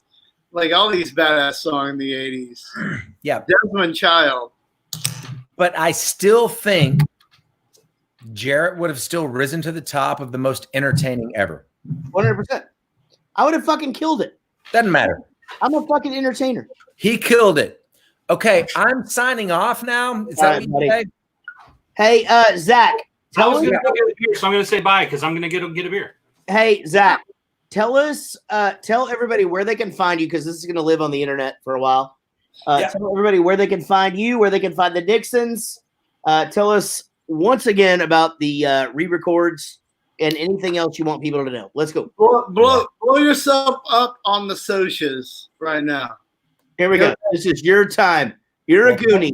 Thank you, Bowling for Soup. I appreciate this time. You guys are the second greatest rock and roll band of all time, and the Nixons, my band, has some new music. You can just go find us on social media everywhere. Sonic Boom. Should say. Is that from that's from Street Fighter? Sonic Boom. Yes, it is. It's here's I can give you this one. It's nope, I forgot who did it. Doesn't matter. Ryu. Hey, everybody go check out the Nixons. Zach, where can they find you guys on the socials? Everywhere. Just go find it. Just go find Google, it. I know, but they Google the fucking Nixons, right? the Nixons band music. Google ZAC Malloy. Jesus Christ. Google cool guy. All ZAC right, buddy. go up. I love you guys. Thanks, Zach. Bye, Love Zach. you, man. Good to see you, buddy. Take care. What a guy. Yeah. That I guy. thought he was. I loved the fact that he gave Rob some shit from time to time. Just like Rob. He knows how to read a room, that guy. Yeah. Yeah. So, Gary, you have to go get beers. You don't just have some there, or what? Well, I mean, normally I do, but I just messed up tonight and wasn't on time. You know, I thought we were starting at 10 and we started at 9, so I didn't have my Oh, you were on the Rob time earlier. Oh yeah, you were on Rob time. You're Hey, on Rob, YouTube. from now on and forever forth, and this is a band meeting. anytime you refer to as time, as far as you're concerned, is Central Time, our time. Right, yeah. So Don't be pulling No, like we will- 10 to 12. yep, we will now only operate in Central Time. And No I'll- longer. So you're going to have to learn. No. I'll say this much. Basically, it's gonna be what it has been all along, with the exception of for 2 hours of today. I don't even know what he fucking said. He said that like 2 hours for today. I'm going to second Chris's motion. Okay. Yep. Can I get a third? Yep. So just Fourth, fifth. operate on Central Standard Time. Can we? Does somebody have a gavel?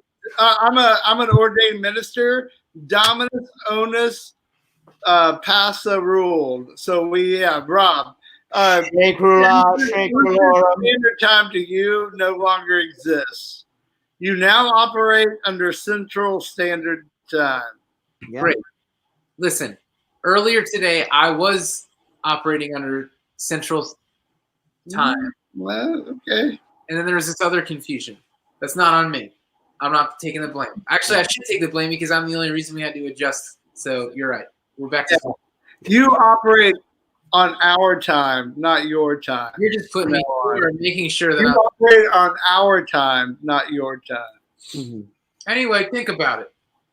Well, Hey, you Rob, here's what you're supposed to say. Wait a minute, Mr. Han. If I'm here and you're here, doesn't that make it our time? Certainly nothing wrong with a little feast on our time. Yeah. I'm in. I mean, think about it. Anyway, think about it. Hey, so Rob, how's everything, bud? How are you doing up there? Everything okay? Yeah, I with the exception of like 3 things, this is the greatest thing ever for me personally. All right. So last week I love doing this shit, and you're the one that cock blocked last week. That's not true. Yeah, you did. You fucking did. No. Everybody was ready for Thursday after my show, which is There was fucking another wrench in the gears. exactly what we're doing right now. And you couldn't do it because your brother, who doesn't think you deserve Bowling Pursuit plaques, was coming over to play video games. Look, yes, all right, we're gonna move past. Also, as if he wouldn't have just been wanting to be on the fucking hangout to promote his band. That's bad marketing, Rob. Jesus Christ, what is wrong with you? Me. Listen, everything's going great. All right, I'm gonna go back to the original question. Right back to the question. Going back to the question. yeah. How's Jackie? How's your wife, Jackie? She's good. She's mostly good. She's sleeping. She's been more infuriated than ever with her job because apparently the Navy right now thinks that they should be operating exactly the same as normal. So it's making her job much harder. Actually, I wanted to ask you about that. Yes. Sincerely. Yeah. So I see her complaining about her job on Facebook. So is she just allowed to do that because of like free speech? I asked her about that. I was like, well, because so technically she has 2 different Facebook profiles. There's one that's like Jackie in the Navy, and there's one who's Jackie just her. Also, like it's been pretty vague. It's not like this general on this base and this form T-97. Sure. You know, it's pretty vague. Like today sucked. Yeah. Yeah, it's more or less because she does recruiting, and the fact that they think about it this way: recruiting standards are the same right now as when there's not a pandemic. So how are you gonna get someone to join the military right now? Where you're like, hey, everything's fine. Come on, we'll just ship you off to boot camp. Like you're expected to get the same numbers. I imagine it being incredibly frustrating to be in charge of doing that in a region, which is basically what her job is. So that's stressing her out, but she's making the most of it. And whenever we do get time to actually enjoy hanging out, it's pretty great because we're like, hey, cool. Like we did all this work on our property and like we like did a bunch of cleaning up and like finished off things in the house that we've been putting off for a while because now it's like there's no reason not to. That's what do you feel like Jackie is just like this close to just beating the shit out of you for being You're so lame, Rob. What did I do? Did she send you to Shedsville a lot? I told you I set up the cot in there for you. No, for you though. You're sleeping on that cot alone. I'm going to Shedsville. Are you even welcome in the house? Oh, in the basement. That's You're where I am. in the basement now. Hey, here's the deal. I have to piss. So, Chris, will you do a cannonball for the audience? This girl wants you to steal the show. I'm the cannonball guy. All right. Yep. I'll do it. I gotta make sure I got a good one in here. I do. Got to pack it up a little bit. Why don't Gary needs to do something like some kind of puppet show or something while I'm doing a cannonball? Come on, Gary, help me out, bruh. All right, got this. And somebody asked earlier if I was dipping. Yeah, I'm not proud of it. So I got to dip in. I'm going to do a cannonball. So let me find out who asked that. Tony Berry. Yeah, I'm fucking dipping and doing a cannonball. And Tony Berry, this cannonballs is for your mother. Sweet mother of Tony Berry. She is a saint.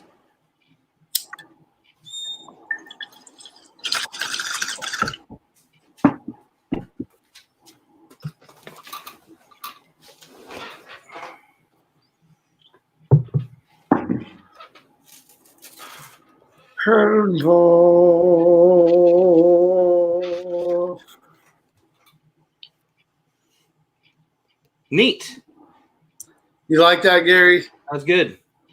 You got to come up with something, Gary. I just go get beers. No, but you need like a side bit, like something like where you like light a fart or something. I've never done that. You should do it. Like, have you been farting while we're doing this? Probably. Come up with one where you stop us and you light a fart. You don't have to take your pants off. You can probably do it through your pants. Well, you're probably not wearing pants now. I am. We only see you from like the waist up. What does the bottom down look like, Gary? Jeans. Jeans? You're wearing jeans at like 10:58 p.m.? Well, we got on the call at 9. You're not wearing just like comfy shorts? Usually at this time of night, but not tonight. Wow. Gary's not wearing comfy shorts. Jarrett, are you wearing comfy shorts? Yes. Rob, are you wearing comfy shorts? They're pants, but yeah. Oh, pajamas, yeah. He's a little guy. He likes Gary's wearing, Yeah. Gary, it's almost 11 p.m. and Gary is still wearing jeans. I was wearing shorts earlier today. To be fair, Gary works for a living. Used to, like, Anik used to make fun of me. I wouldn't take off my shoes until it was like time to go to bed. Like, I didn't sit around the house watching TV or like lounging without my shoes on. Like, I left them on until it was time to go to bed. Hey, Gary, are we doing a shot? Is that the plan? I'm ready. Poke fall down in the woods. It's still saying cannonball down there, by the way. Give me a fucking break. I can't run all of this. Jesus Christ. Jesus. All right. Let's make it a problem. Also, I have I got a stress fracture in my foot. Oh, What happened, dude? Right? did Jackie Sitting on the couch not doing anything? You broke your freaking foot? No, I'm doing the exact opposite. I'm trying to be like, yeah, great, we're all stuck inside, so I might as well like stay active and shit. And like I get punished for it. Oh my God. Poor you. So how did you stress fracture your fucking foot? By doing 5 miles a day on a treadmill. Oh. Oh, Yeah, wow. I don't normally do that. So it's like I went from Some countries in the world, Rob, don't even have treadmills. some countries they only do 4 miles a day on their treadmills. When you're on your treadmill, are you just like, I don't know where I'm going? Well, no, normally I would say yes, but this one Has a little screen. Oh, of course it does. Peloton of treadmills. Oh my god, you get paid way too much, man. What the fuck is going on? Hey,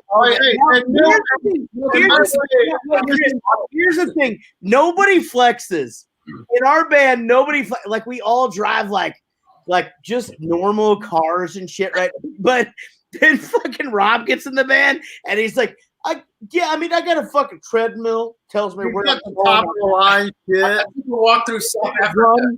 I could take a run up there in the fucking Grand Canyon or whatever. He's flexing this motherfucker. Let me flex, man. How much are we paying him? He gets paid a bunch. God, the same amount as you, actually. Same amount as everybody. It's great. Well, the same amount of all of us, but he has a second job too, and a wife in the military. yeah. It's crazy. Yeah, so if you get a wife in the military and you're getting exercise gear, you're getting the best goddamn shit. Oh, and he's got a stress fracture in his foot. Stress fracture. Oh, I was just trying to update you. right? Me how it's going. Does Got that the hurt? foot. Yeah, I iced it down and then I kept walking. It's fine. Oh, you good? Yeah, it's fine now. Gary, how are you? I haven't asked you that yet. I'm good, man. Nothing new here. Like just plugging along. Well, you're still working, right? Yeah, there was a couple of weeks where I was still working, meaning like talking to people. There weren't really appointments. So there was a couple of weeks where like everyone just kind of freaked out and sat around and like didn't do anything because everything was just changing from hour to hour, different regulations, different this or that. Now things are starting to get back to normal. So yeah, I'm busy again. What do you feel like as far as like, and serious question, because I'm super curious, like here in Texas or whatever, our market goes up and down for houses. Like now, like let's say, okay, school's out forever till next year. It seems like a lot of people would probably want to move now if they're going to do it. Yeah. Yeah. It's a weird thing where if you're looking at like the news, it's really doom and gloom. But if you're looking at like the actual metrics of what's going on, yeah, that's not really shown up yet. And I don't know that it won't because, there's some people that haven't had jobs. There's lending requirements that are changing. There's a bunch of stuff that may show up, but right now it's not showing up. You're saying that homes are moving. Yeah. There's because of that first couple of weeks, there's been a little bit less activity, meaning less number of units, mm-hmm. but it was low inventory creating the demand anyway. So that now that there's less inventory, they're still flying. Is inventory not up because they kept building during all of this, though? No, because from the previous 2008 thing, whenever recession, like they didn't build for 5 years. And so once things started taking off, there was low inventory. And once they started building, they never caught up to the lack of the years where they were building. So that's been part of what's been driving the low inventory. So right now, even though builders have said, hey, we're not building anything right now unless there's a contract, once it starts moving again, there's going to be even more low inventory. Still low inventory here in Texas. That's the thing. So yeah, because there's still companies moving here. Basically, like I said, the few people that jumped out and are sitting on the sidelines right now, once everyone's feeling comfortable, they're going to be back in the game. So builders are on pause right now. There's just, again, more lack of inventory. So does that mean it's a buyer's market or a seller's market?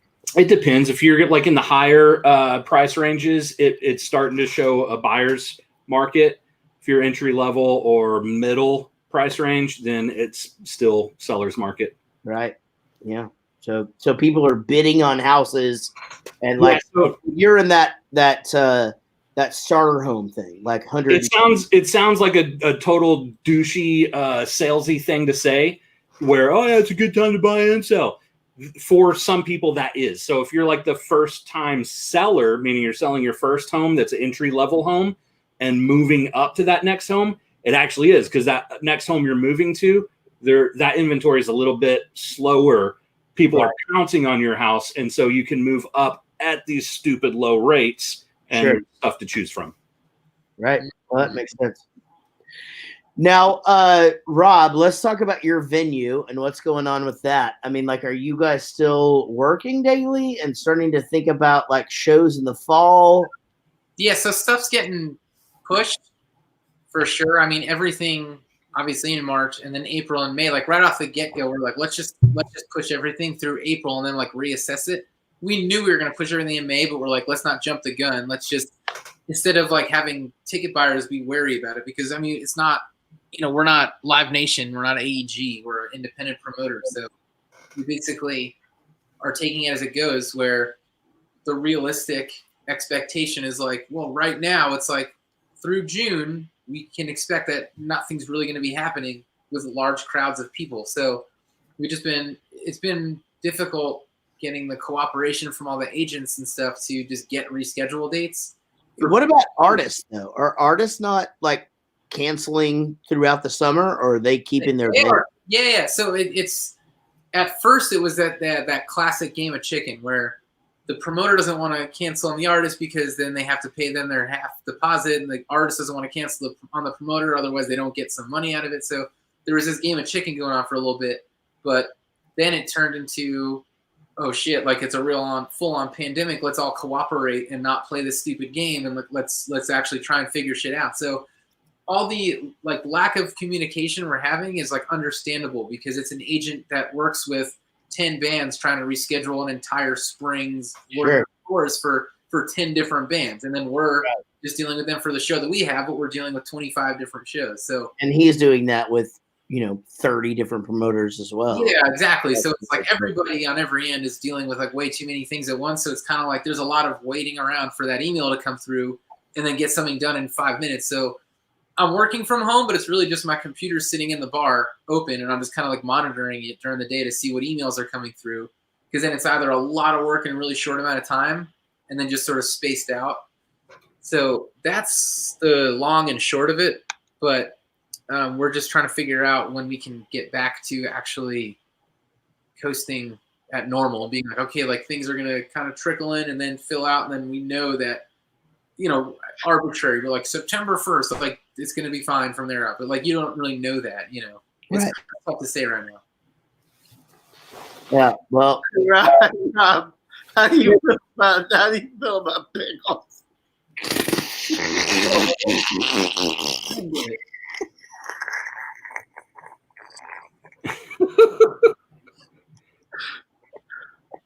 Jared, you put that pickle thing,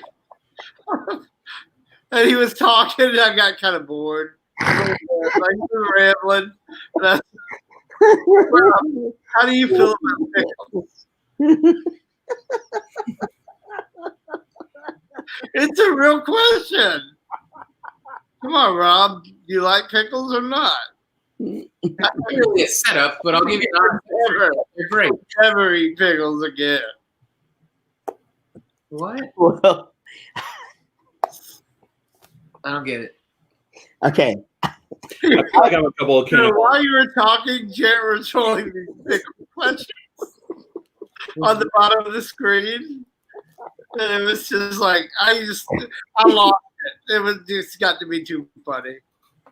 So how do you feel about pickles, Rob?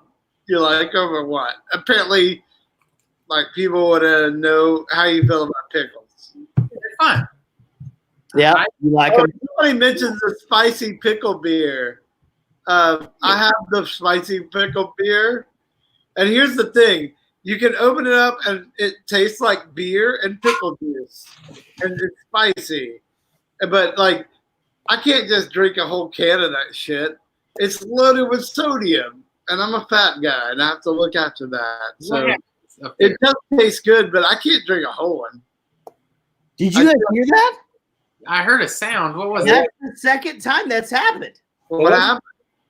Like I'm literally minding my own business, and one of these cans just went like bang. But that happened like Oh, that happened last time we did. that's right. Yeah.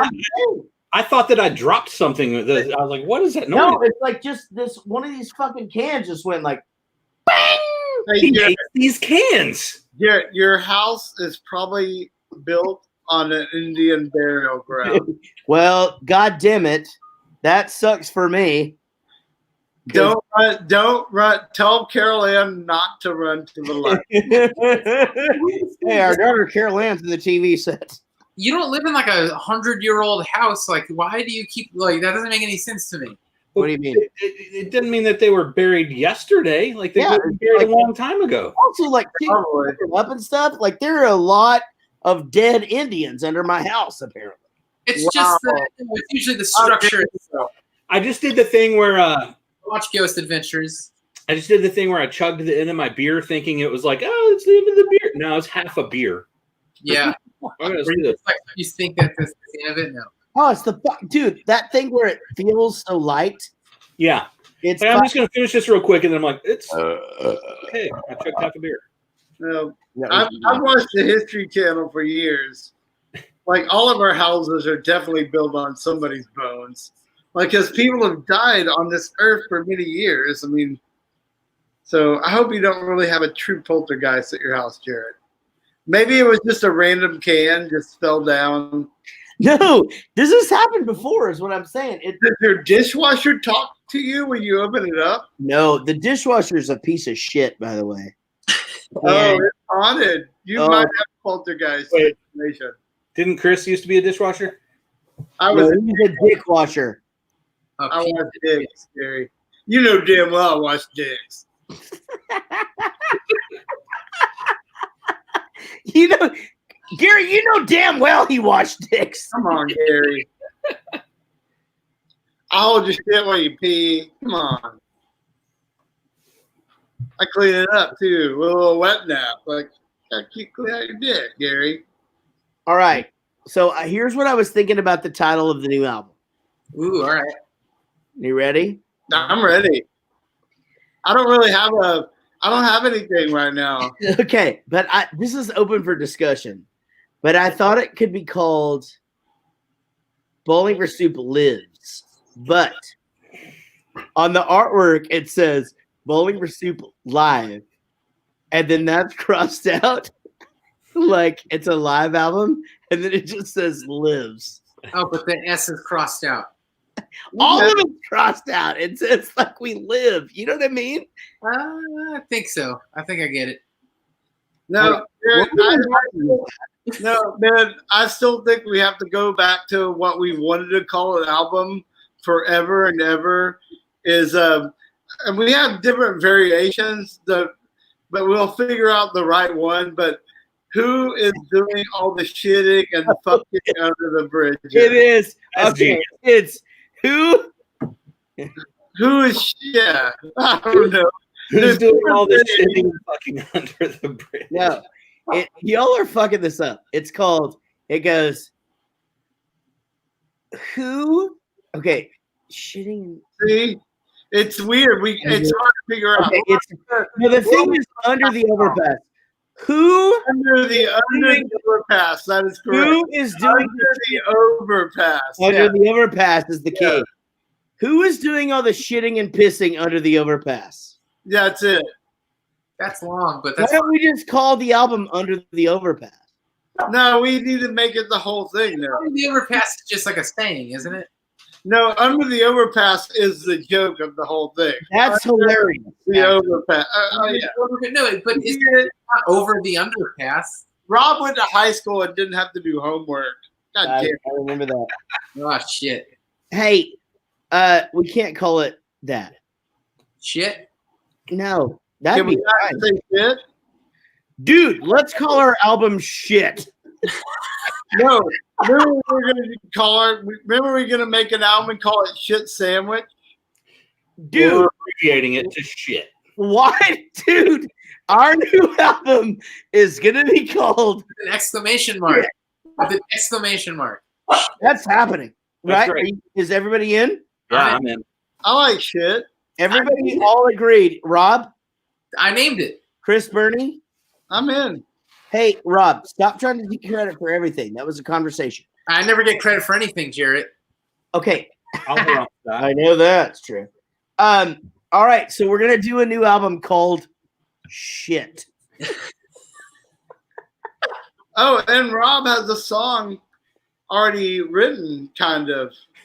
Yes. So, hey, and Jared, Once we have it pressed, though, we get shows. Jared, I'll send you a Hey, few go back to our merch booth and pick up shit. Pick up shit. Yeah, there you go. We can make shirts say "People Love Shit," which is our new album. I actually just imagine being on stage in front of a bunch of people. We have a new album coming out called Shit. All right, and for you guys listening, this is us on the tour bus in the front lounge, hammered and wasted and talking about what we're gonna name our new album. And the radio Disney. We have these conversations in the front of the bus all the time. That's a good conversation. Oh, Kenny can do it. Kenny, who did both of our comics, Dude, right? that would be How much are the Bowling Green comics that Kenny McBroom did worth on eBay now? Signed. a lot, actually. Yeah. We signed all those shits. hmm Did Kenny get a cut of that, or what are we doing that merch still? We just pay him for the comic. What's that you're saying? Like, do we give us gift cards to like? No, we give him a lump sum for the thing, and then we have to print it and sell it. So, to be honest, they weren't profitable, but they're fucking they're awesome. You're welcome, right? They're fucking hilarious. Yeah, agreed. I agree. I only have like two. I have like two of them. I have the first one and the second one. The rest of them I give away. Who's hoarding all the comics? We only have two, dummy. I know, but I have all of them. I ended up with a box of them somehow. What? Are you being serious? I'm kidding. I'm fucking joking. I have the That's first retirement right there, man. edition. Yeah. You have the first one, the second one. And we both signed it. We all signed it. Yeah. So I have two of those. So what can I get on eBay for both of those right now? A bunch, actually. How much is the bunch? Like I can buy like. I bet you get a few $100 each. All right, I'm gonna keep them. I'm gonna keep driving this price up. Yeah, fucking drive that shit. I still have some old Bowling Green right now. What? Are you and Rob playing cup pong? No, I was doing hearts and shit to my wife because she's the goddamn worst. It was my wife's idea for us to do this tonight, by the way. I saw her picture she posted earlier. Like she looks like she's just as beautiful as always, but she looks completely different. Oh yeah, because she like did a bunch of shit. She cut her hair differently. Everything, and she's blonde and just changed her whole look. Everything. That's what she does. Sometimes I swear to God, I will walk in the bathroom and I don't know who's in there. And Jared, I apologize because I didn't realize I was supposed to Venmo her for her haircut she gave me in the UK in February. Apparently, I was supposed to. She does haircuts, but she don't do that shit for free. You don't have to Venmo her. She fucking loves you. Somebody threw shade at me for not paying her for my haircut. Well, you're fine. Yeah. Chris, just send it to me. I'll get it to her. He'll fucking do it. It's like it'd be like $20. So Chris, tell me about life there. So you and Wally are going out like for walks and shit, but you're pretty much just staying in. Are you going to the store lunch or? Okay, all right. So I'm right now at the moment like I do have like stuff in my freezer for food, but if I don't want to go to the grocery store and I live alone, so like it's hard to prepare meals for the whole week because you get tired of eating lasagna every day. Yeah. So, wait a minute. I go to the grocery store every day and have a bunch of. Wait, can we back up? You have lasagna. I mean, like, how do you get lasagna in the freezer? But mostly now, I'm just there's a few restaurants where I can. There's a really good Chinese restaurant called Hot Spots Eat Fresh, and they're awesome. And I get like 3 entrees, and you can freeze that shit. And so like I'm ordering from restaurants every few days, and just making sure that I'm eating fresh food from restaurants. I'm supporting Denton restaurants at the moment because I feel better about that than going to the grocery store at the moment.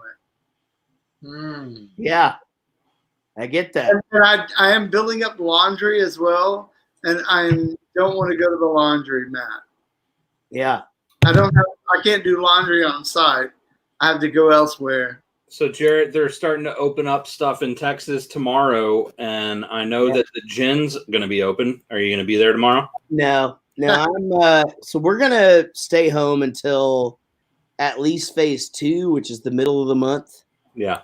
And then we'll see what happens. I mean, you know what? I miss you. I mean, I like miss you coming in for the podcast. I fucking, I miss my fucking friends. I it sucks. I want to go to our bar. That's what I was saying before. Like how I was like, everything's great except there's like 3 things that I miss, and one of them is playing fucking shows. Like I'm not just saying that because we're in a band, we're supposed to say that. Like I genuinely miss doing that. Yeah. And this is the longest I've gone without doing that in a while. I feel like after this though, Gary, you and I have a clean slate as far as meetings are concerned. Yeah. They can't just assume that we're going to be hammered every single time. You know what I mean? Like we've had a lot of time off. Yeah. Because I'll be like, hey, I got to go meet with Gary. And Casey will be like, well, then you have to Uber. And I'll be like, I'm not going to fucking Uber. And then the Uber was the right move. Yeah, totally. Well, yeah, but I'm with you. I feel like at some point in the next few months, we'll have to, or weeks, whatever, whenever, we'll have to. We're gonna need a long meeting. Yeah. Here's what we should do. We should Uber to Denton and have a meeting with Chris. Yeah, so that we can put it on the card as the band name. Uber to Denton. Yeah. The Denton? Well, by the way, so you guys are not doing your Rockstar Dad podcast right now? No, we do, but we do it remote. Normally, I go to Jarrett's house and like we do it in the studio. Yeah. Doing it like this. And dude, it's impressive the guests you get. You know what's really cool is like the dude from Attila. Yeah. Yeah. He's the best. Dude.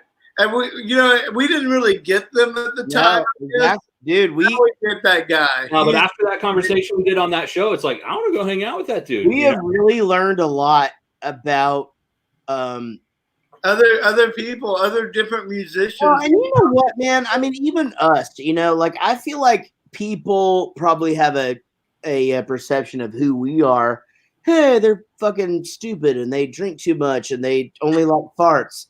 Like we like other stuff besides farts. Hey, I will tell you guys the beauty of the Rockstar Dad podcast is the fact that you're meeting dudes that have kids in the music biz, but you're also meeting dudes who are like you don't really know them, but you guys like interview them as well. Like where you get to know this person not just as a dad but as a rock star and all this shit. Yeah, because I mean I only got them when you guys were doing it live when we were on tour, and I could just really hear you guys talking to these dudes about like not just about being a dad, but like how do you handle being like all this stuff. And yeah, man, it's like a really good like introduction to like Rockstar Dad. Yeah, it's perfectly named. It's the fucking Rockstar Dad Show. Dude, thank you, man. That fucking means you and Gary pioneered this shit. Yeah, we did. We did. Awesome, Chris. Yeah, I mean, I did too. You would try to talk me into like getting the podcast, and I was like, I don't know if I'm ready for that. I still maintain, dude. If I could get the right co-host, Chris, you can start a podcast called Cannonball. You've already got a bunch of episodes in the bag. You just go back and get the audio from the streams you're doing. You could literally start charging for your live stream. I thought about this. If I ever thought like So first of all, and you know me, I don't want to monetize that. I don't know. Like this whole, I've had all these ideas with my friends over the years. I know, but here's the thing, dude. You remember Drunk History? You know Drunk History, the show? Yeah. Before that show even came out, me and Mike Wing had a thing where we would record like ESPN every night. It was just me and Mike Wing, and it's called Drunk Sports. And it's two guys that are hammered, but like know all the sports stuff of the day. And we just talk about like, and it would have been a huge hit, I believe, but it never, yeah. Yeah, you got to follow through. But dude, people, here's the other thing. It's like Cameo. I don't follow through with. Hold on, listen to me. Listen to me very carefully about Cameo. Like you get weird about Cameo, but it's like, dude, I love it now. I like it when you do it. So you can. Okay. I do Cameo. Cameo sends me to do surveys, and they do still feature me on Cameo stuff. But I tell Cameo, it's like, you know, normally I had a hang up about doing this stuff for money because I always did this stuff for free. But fucking Cameo, thank you. So is this a Cameo commercial for me? But I do love being on Cameo. Where's your I have two of them to do right now.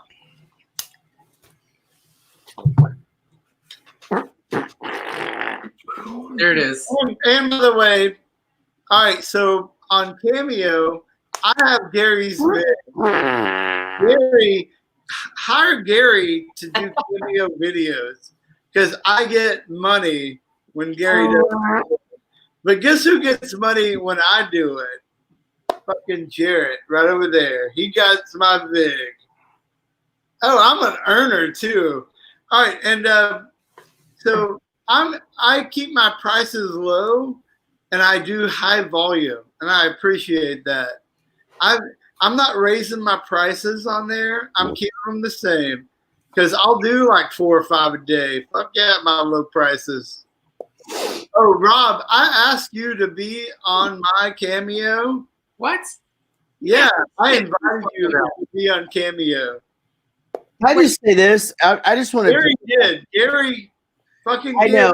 And actually, I'd like to interrupt for a second. I'm confused. I listen to me. I work really hard to make sure that we all have exposure and stuff. And I fucking get us all set up with, you know, Cameo and shit. And then Gary, who I fucking have a podcast. I spend time with Gary. Like we swim together. Oh, and you got mad when I got Gary on Yeah, I'm still fucking mad because Gary goes, here's the thing though. Gary, who doesn't talk about anything ever, which is still fucked up because like we meet and talk about shit. He doesn't talk about shit and just listen to my shit, which I think is his whole fucking plan. But he goes, he doesn't say anything, and then all of a sudden you're making money off of his goddamn cameos. All right, from now on, 100% of my vig that I get from Gary is going to go to charity. Oh, that's sweet. How sweet. So, Chris. 100% of my vig from Gary, I am gonna just. Is that a rhyme? No, it's a promise, Rob. I promise. I was torn on this, but here's the deal. Yeah, Chris was the first one talking me into it. And while Chris was talking me into it, Jarrett sent me the link.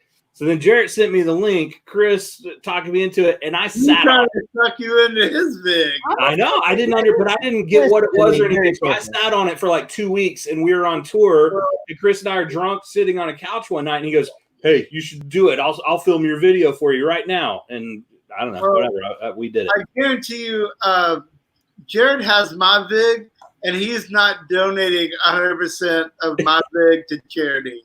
And I gave you that respect. You get that respect from me, Gary. And definitely all your vig. Jared's just spending it on stupid shit. All right, Chris. I guarantee you, Gary, me. Jared is spending his vig from me on Amazon right now, buying shit. All right, Chris. Challenge accepted. I will go back tomorrow and find out exactly how much you have given me from that shit, and I will donate all of it to Music Cares. Wow. Done. Challenge accepted. Done. Why is it I echoing? think, I think my big from you, Gary, is like, so here's, It's probably about less than $3. I think I made You know what? $4 Hold on. from I'll you, do this Gary. right now. How about this? I'm going to share my screen, and I'm going to go donate $500 to Music Cares right now. Yeah. Rob. Yeah. He just flexed you, dog. You Oh, you- All right, can you guys see this? oh, he's showing. There he is. Oh my God. Oh. I feel like I took the wrong pill from Morpheus. Hey, Rob, Yeah. Hey. he totally flexed you, dude. You ain't got, what do you do? You on Cameo? I'm just telling you, man, join me and Gary, dude. It's a pyramid scheme. Yeah. Look at you. You're what do you like? It is kind of a pyramid scheme, Gary, when you think about it. You're like a It's salesman. asked me to ask my famous friends to join it. And you guys are the only famous friends I know. I'm pretty sure pyramid schemes are the new black, though. Is that it? Yeah. Hey, Gary, how do you feel about multi-level marketing? Well, first off, let me tell you about my kick-ass new boat. I don't have one. Are you already a superstar seller? I'm listening. I don't have one. That was one of my favorite UCB skits. Have you About my new brain. Well, first off, before I tell you about my new brain, which is a pyramid scheme thing, let me show you this new boat. Yeah. Have you guys seen that? I think it's on Showtime. It's called "How to Be a God in Florida" or something. It's with the actress that kissed Spider-Man when he was upside down. What's her name? Kirsten Dunst. Kirsten Dunst. It's an amazing fucking show. What's it on?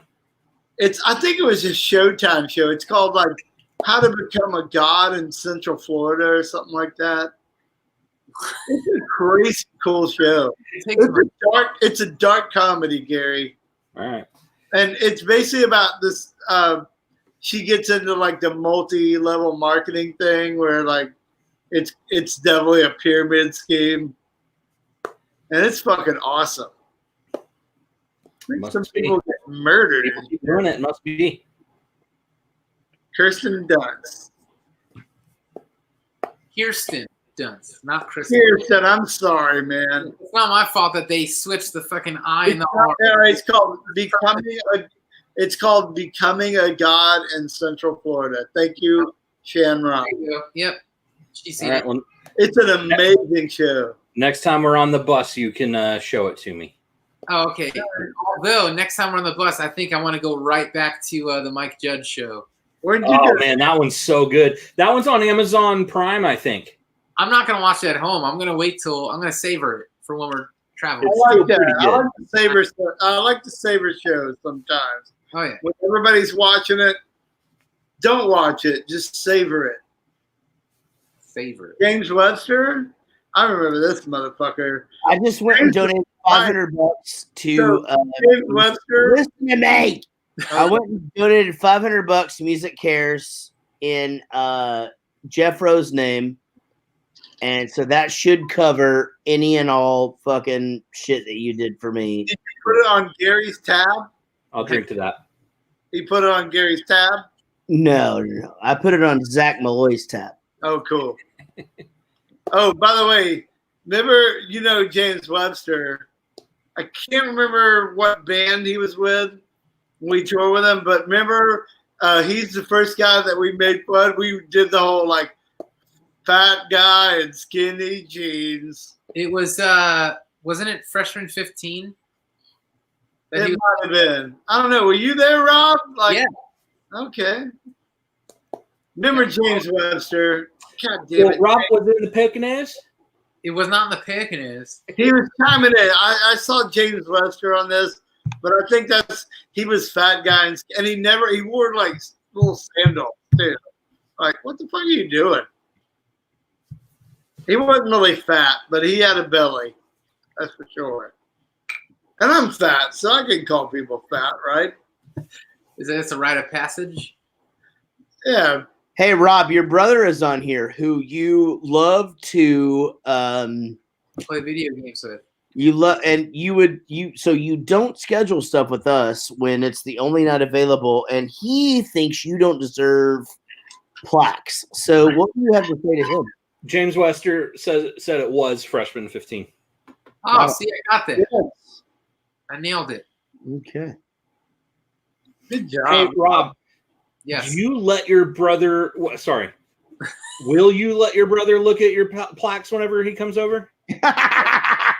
Hey, Rob, Yeah. you know, it'd be the best thing that's ever happened. Buy your brother a plaque. Hey, All right. Buy him a double platinum 1985 that just says presented to Ted.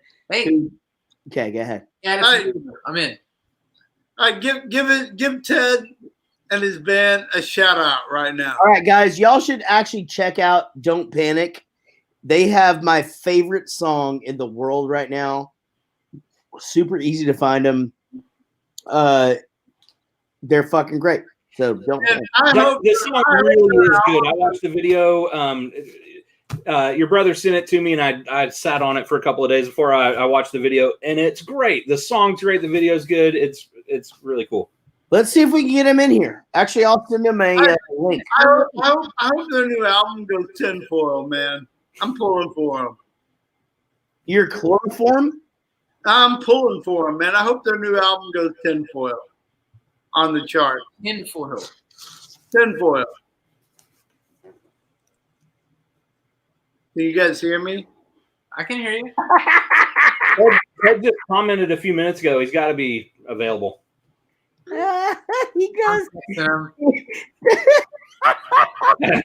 Oh boy. Chris makes his joke. He makes it again, and he goes, "Can you guys hear me?"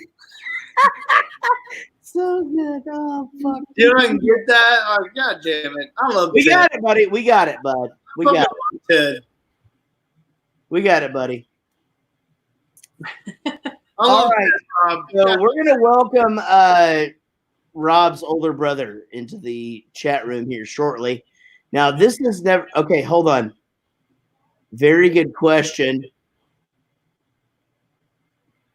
I am fucking drunk. But I'm look, gonna go about how drunk 3.5 or are 4. you guys?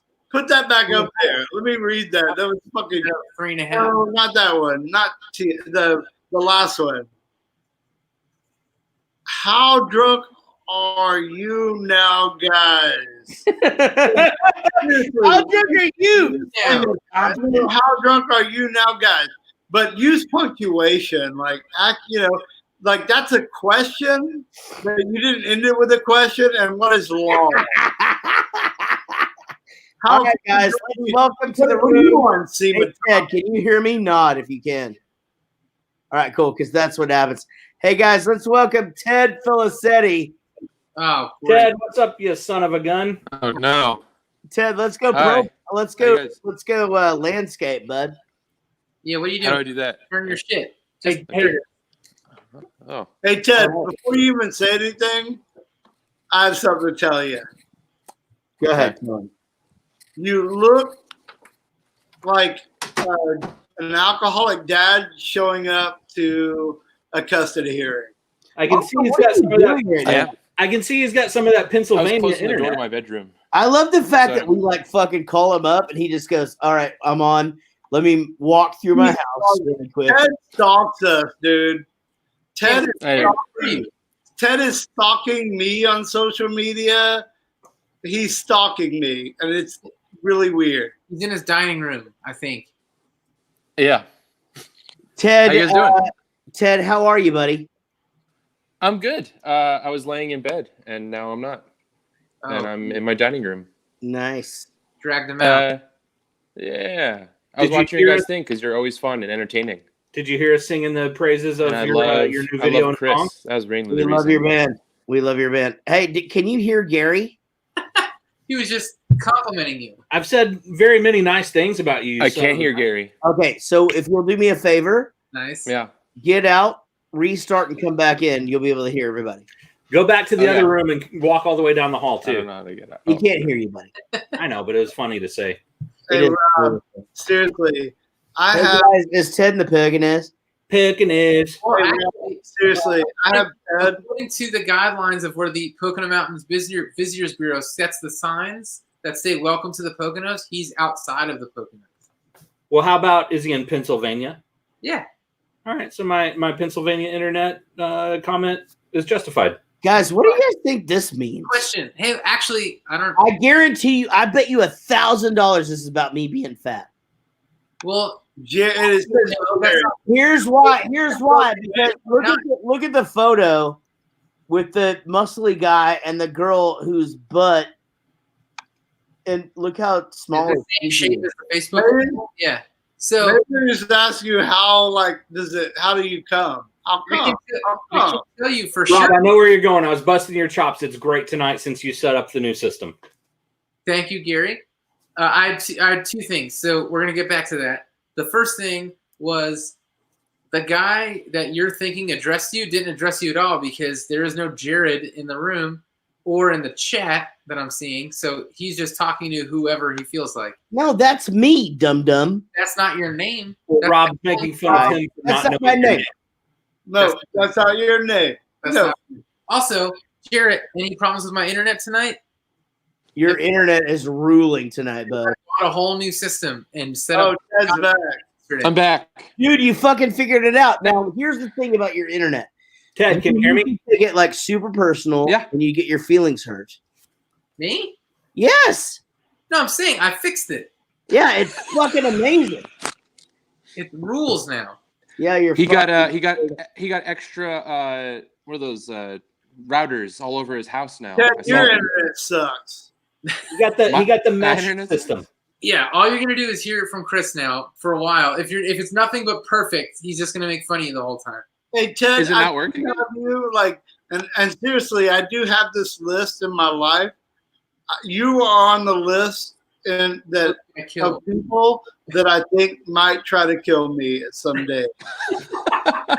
You are on that Jesus. fucking list, dude. I shit you not, man. You're on that fucking list. I've seen it. I'll never kill you. Oh yeah, that's what they all say. You'll never do it, but you may try, and that's what he's scared of. That's his. But if I can't accomplish it, then who cares? I mean, You you said right? may wing him pretty good. Not with that attitude, you can't. Now, let's back up to a second. Now, recently Rob got married, and Ted, you sincerely did the best man speech I have ever heard Aw. in my life. Like, I've never heard anything like this. Like, Good. Thank you. you weren't It was trying to be funny. You had jokes in there, but it was compassionate. It was real. It was heartfelt. There was so much emotion in it. dude, I was so worried about it. You have no idea. I was so worried. And it was also, Jared, it was long, but it wasn't like, oh, wrap it up. It was correct. good the whole time. Yep, that's exactly right, Gary. Just because I feel like there could have been times during that speech where you could have taken the piss and you chose not to. And you built your brother up, and you were honest about yourself, and just honest about your relationship. And that is so. I already loved you as a person. I already thought that we were friends, but that sealed the deal. Like, that is when I knew who you were as a human being. Thank you, Jarrett. I appreciate No, it. I mean that. And I said to my wife, I said to Gary, and to Gary's wife, and to I also said this to Rob's wife's now wife's super hot sisters.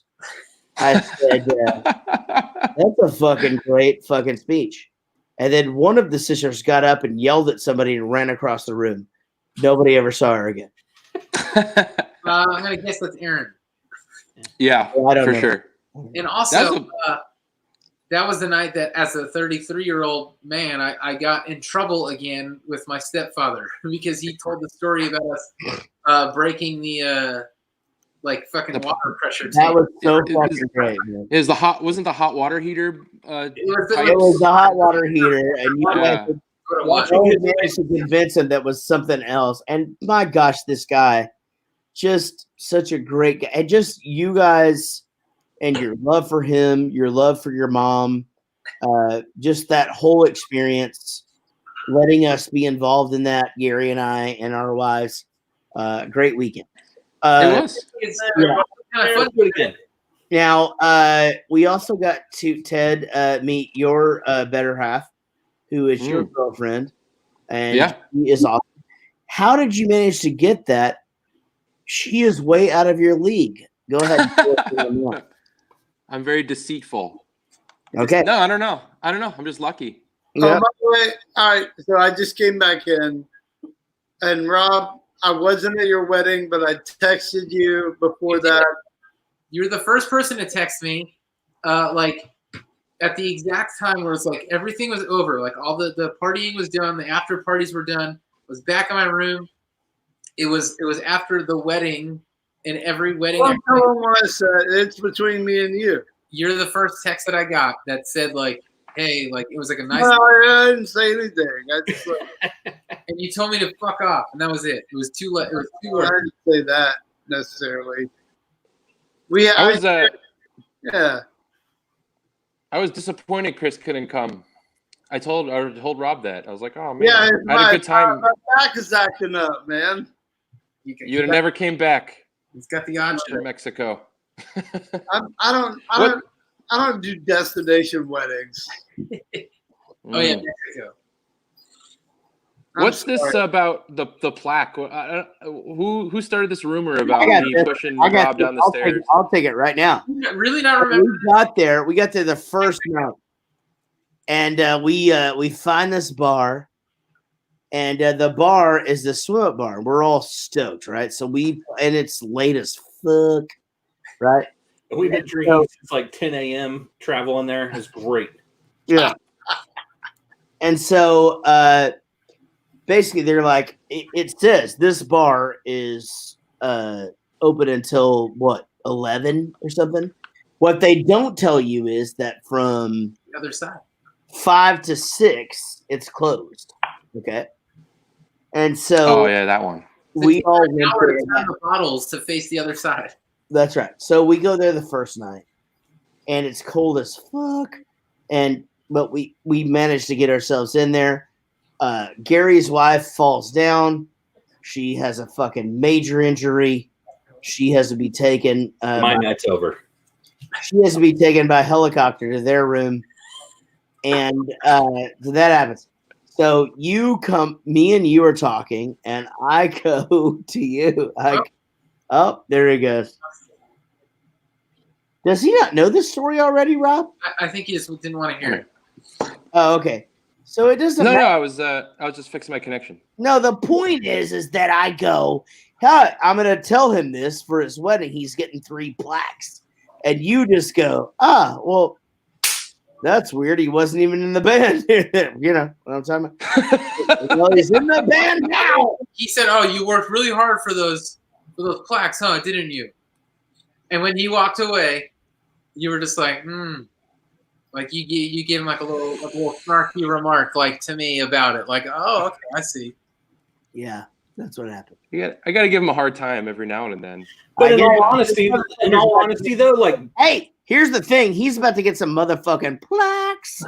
Rob, in all honesty, though, you did work really hard for those plaques. I mean, years and years and years of, like Zach and I were talking earlier. I just practiced drums and played. And you did that, and you were an awesome person, and you met people. And actually, you know what? There's a fucking reason. And actually, I think this is where we'll all come together. There's a reason you're in this fucking band. And I'll bet your brother looks at you like, oh, man, you deserve this. And you do. Oh, yeah, absolutely, he does. And our band would not be what it is right now without that guy. And that's the truth. Wow. I don't take compliments very well. All right, now I'm gonna solo you, Rob, and we're gonna watch you eat. Oh, cool. That sounds Oh God. Oh yeah, good. the dream come true. What the fuck are you munching on? Me? Nothing. Oh, Jennifer, yes, we still talk to Casey. I was talking to him today. Well, okay, so talk to us about Ted. Talk to us about what's going on with Don't Panic. So you guys, I mean, Are you guys panicking? y'all went into It's called Panic now. what? It's just called Panic these days. Just panic. Yeah. Do panic. Go ahead, Jarrett. Finish your question before you got interrupted by Rob. There he is. I'll finish the question, Ted. So Okay, Chris. Iron Maiden, Judas Priest, Slayer. How is Don't Panic going to change the scope of rock and roll? That's tough. I like how you preface that with all these metal bands. Preface. Yeah. You guys play polka and shit? What do you guys do? Yeah, we're like a polka band. Oh, cool. Poker. Well, Poker I don't know. I could answer Jared's question. Good. You don't even know what it is. You didn't finish it. It was something about like, what are we doing? Go on. Yeah, what the fuck are you doing, Ted? Chris's question. With your life. Yeah. With my life, we recorded some songs last fall, and to Jared's behest, we've started releasing them one at a time. Even though I now hear you guys are putting out an album, and Well, that's for you, not for Easy them. target, oh man. yeah, it doesn't work for me. Yeah, and we're doing we did a music video, and then we're doing like lyric videos, and just releasing one song every 6 weeks. And then doing like acoustic shows online and streaming and doing like this kind of stuff like you guys are doing, just trying to keep busy because I'm sure all of you guys want to just get out and play really bad, and we're kind of the same. I want to go play a show really, really bad. Fuck yeah. So You all do. Oh, Gary, so you should get Ted on Cameo, and he could be your new Vig. Ah, You big. good thinking. I'll talk to my people about sending him an email with the link to sign up. Ted, you ready to do Cameo videos and shit? Like, shout out to your fans? who am I shouting out to? And a Vig?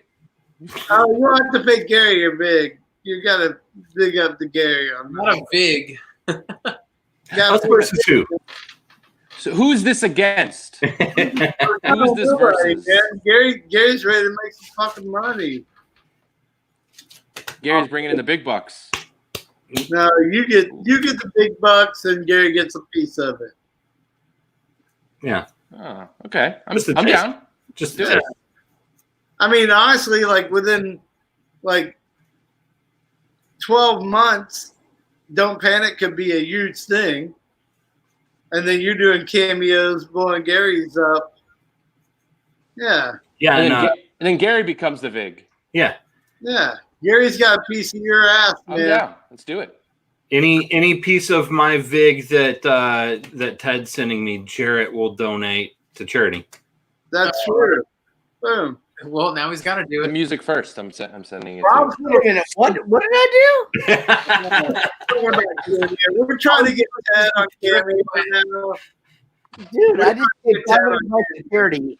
Chris, I don't even think you've made me $500. Whoa. Give that shit. I've made you some money, I think. I think you've made me $167. So I just fucking That shit, I Chris, you now owe him. 37. I buy you random shit on Amazon from time to time. That is 1 second. 100% accurate. Thank you very much, and I appreciate it. And You didn't even send me a fucking Christmas card. Oh, man. I don't send anybody a Christmas card, you dummy. Oh, yes, we did. Remember, I bought the Christmas cards and I signed them all backwards. Oh, well, that's a whole thing. I sent some fucking Christmas cards out this year. All those are fucking hilarious too. My internet sucks What happened now? Did you switch to the other? What are you doing? because I'm in the Poconos. My internet sucks. No, Wait, we just learned that you are not in the Poconos. you're not. Also, by the terms of the Poconos Mountain Visitor Bureau, you're not in the Poconos. So don't. Hey Rob, Shit. if this venue that we're gonna record our new album at in the Poconos doesn't have good internet, I'm fucking out, man. Well, no. That's what deal breaker. No. Don't let him give you this impression that the recording studio in the Poconos doesn't have good internet. Soundmind Recording Studios is a fantastic place. Oh, we already blowing it up. Yeah, it is really awesome. Dude, don't tell people that ahead of time. We'll You get got it. stopped. You have We'll to. get stopped. People will show up outside of the studio with signs, and it'll be Don't tell them. Don't blow it up, You can't do it. dude. You're in a really big international rock and roll band now. You can't. Guys, someone in the comments is asking for our next video to make a Punk Rock 101 style video, and I just want to beg You did one like that that. we don't have to jump on trampolines for 13 hours in another video. That was a 26-hour video shoot. I want no part of that. Hey, Yeah. Jared, and I've been talking about this as a concept for a video for a long time, and we've never done it. It's either a classic, and there's two different versions.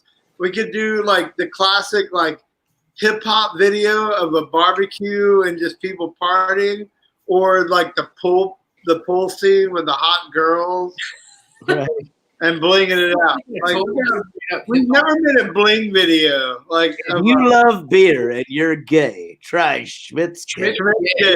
Why don't we do that? Why don't we have a cool pool party? And by the way, Jared, I thought about this the other day. Okay. Why don't we have our own beer and wine?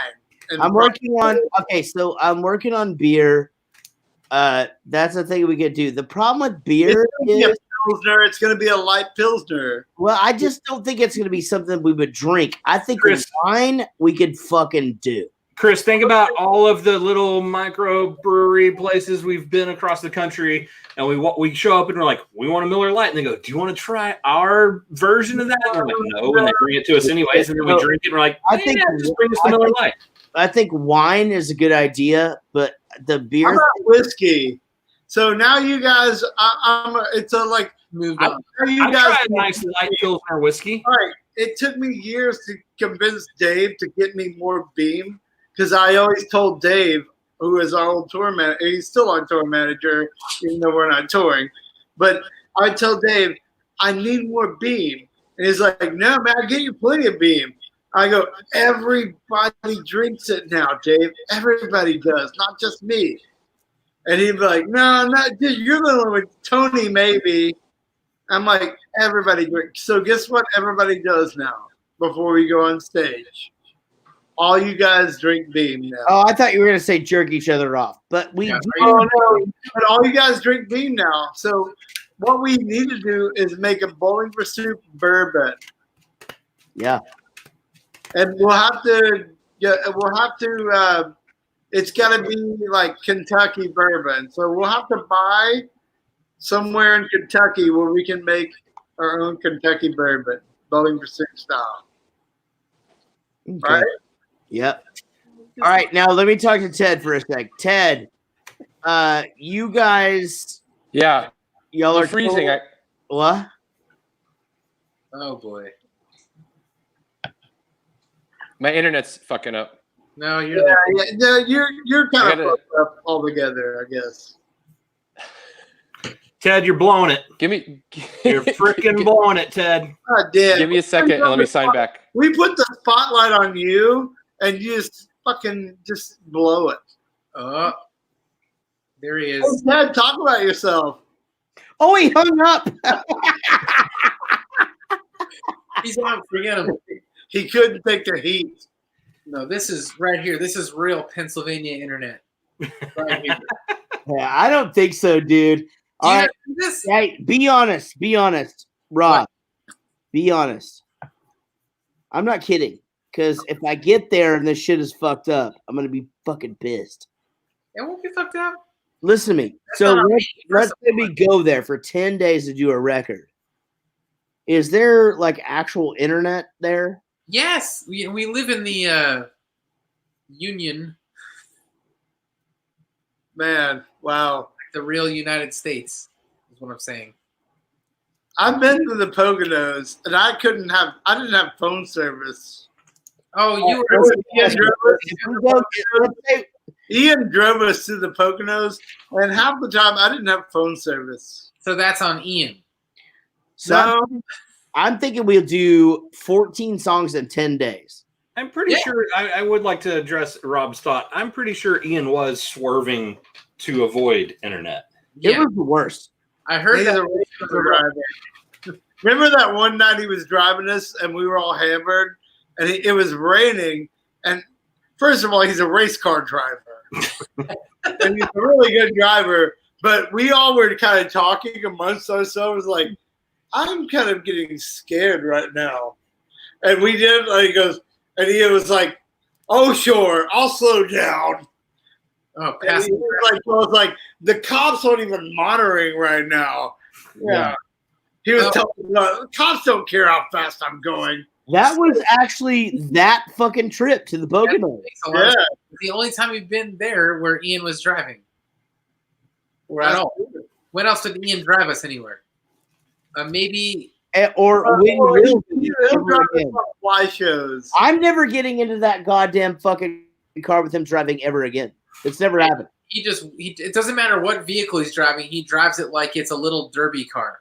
Like calm down. He hits the gas and just boom, I'm going. Oh man, we had such a long drive and all I wanted to do was sleep. Yeah, but then so that remember the bar we went to, the Amber Steakhouse? Yes, that place is the shit. It is no longer. Oh no, because like for good. Yeah, it got so right before all this happened, the owners were like, "We're putting it up for sale." Put it up for sale. Someone bought it, so when everything's over and it gets reopened again, it's gonna be a Korean barbecue place. Oh, that is Korean barbecue. Did that at the right freaking time? Do you know if that dude like made some money and he's okay? I mean, the place is fine. Yeah. Like the as far as like it was a planned closure. No, it lasts like 4 or 6 months. Like they knew they were doing it. It's not like the place went out of business. The owners wanted to sell it. Right. Man, that place ruled. I know, but and what is that one guy gonna do for a job? Who's gonna hire that guy? I think he's good. He's all set. What? I don't know. I know you're not gonna hire a guy. You're not gonna hire a guy? Seriously, who's gonna hire a guy? I don't know. What was the bar we went to that late night? The place we're talking about? Was that what it was called? Is that the same place? Yes, Chris. With the sidebar over there? Yeah. Oh boy. I'm gonna miss that place. What place? The one we're talking about? Well, you got remember we all ordered food to go, and you definitely got carried there, Gary. I remember you were sitting at the table, and you got carried on your to go. Well, P time.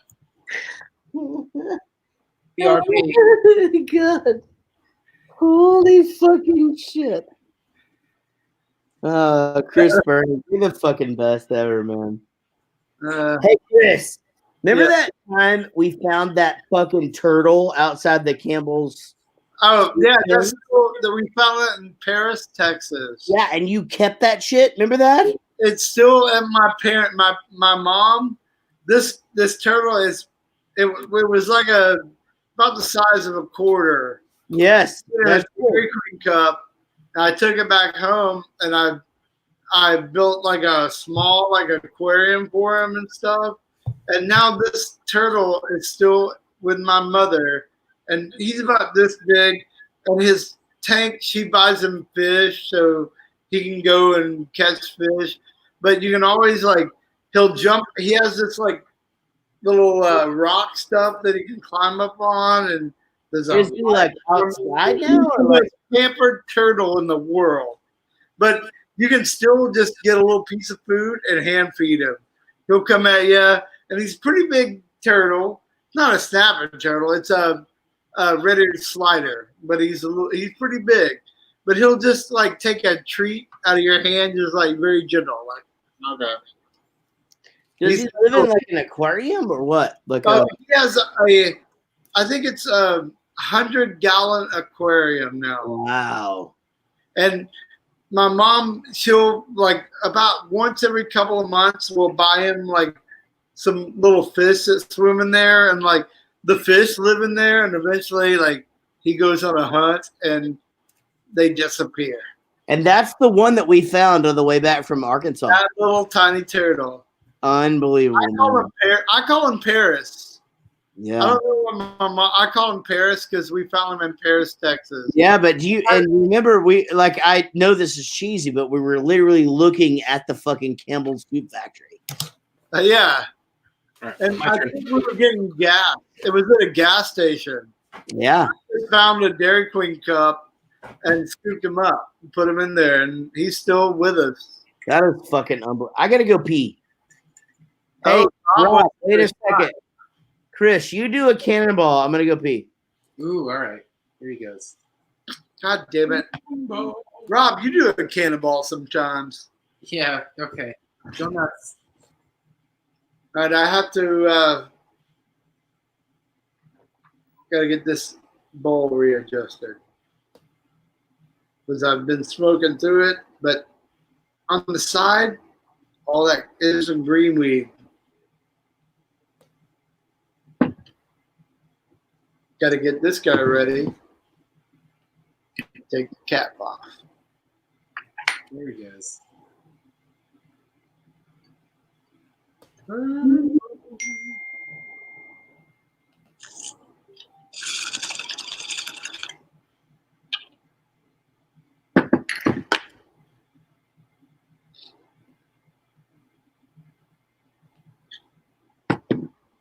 That is a cannonball. That was lovely. Keep it going. Is that all right? Yeah, cannonball. People like it. I'm the cannonball guy now. God damn it. You know what? Like if they,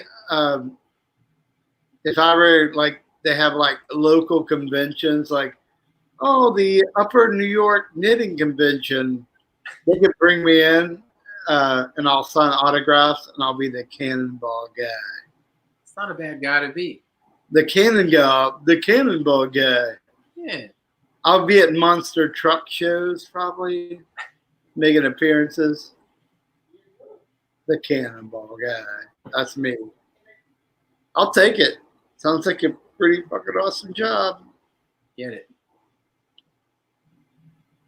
I'm still the only one on the screen now. Well, because Jarrett's not back to. Oh, and you're still here. We can still hear you, Rob. I know. I'm talking to you. Hey, Rob. I fuck with you a lot, but I love you so much. Oh man, love you too, guy. I still have those. I'm wearing those socks that you got me. They're like pink with dogs on them. Do you remember that? Do you LOVE me or do you LUV me? What's the difference? I heard the same thing Huge twice. difference, man. Huge difference. I love you. ARB. LARB. Do you I love you or do you love you? Oh no, it's the real one. Which one? The real one. Say it to me. Say it to me. I love you, Chris.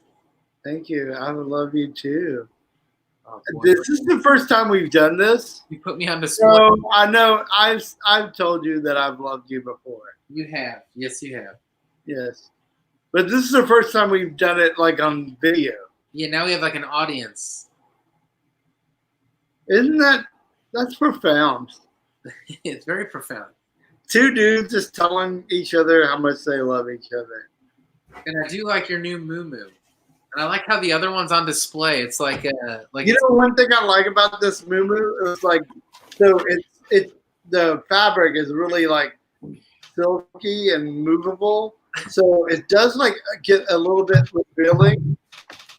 Like oh, right here. There it is. It's a little bit revealing. Like kind of show some of my shoulder over here. You were getting a little, it was getting a little saucy. Gotta kind of yank it back over here, like, Yeah. very nice, ladies. It's very 90s. All right, we got to welcome Ted back in here. Fucking Ted's back. My internet Ted works is now. back.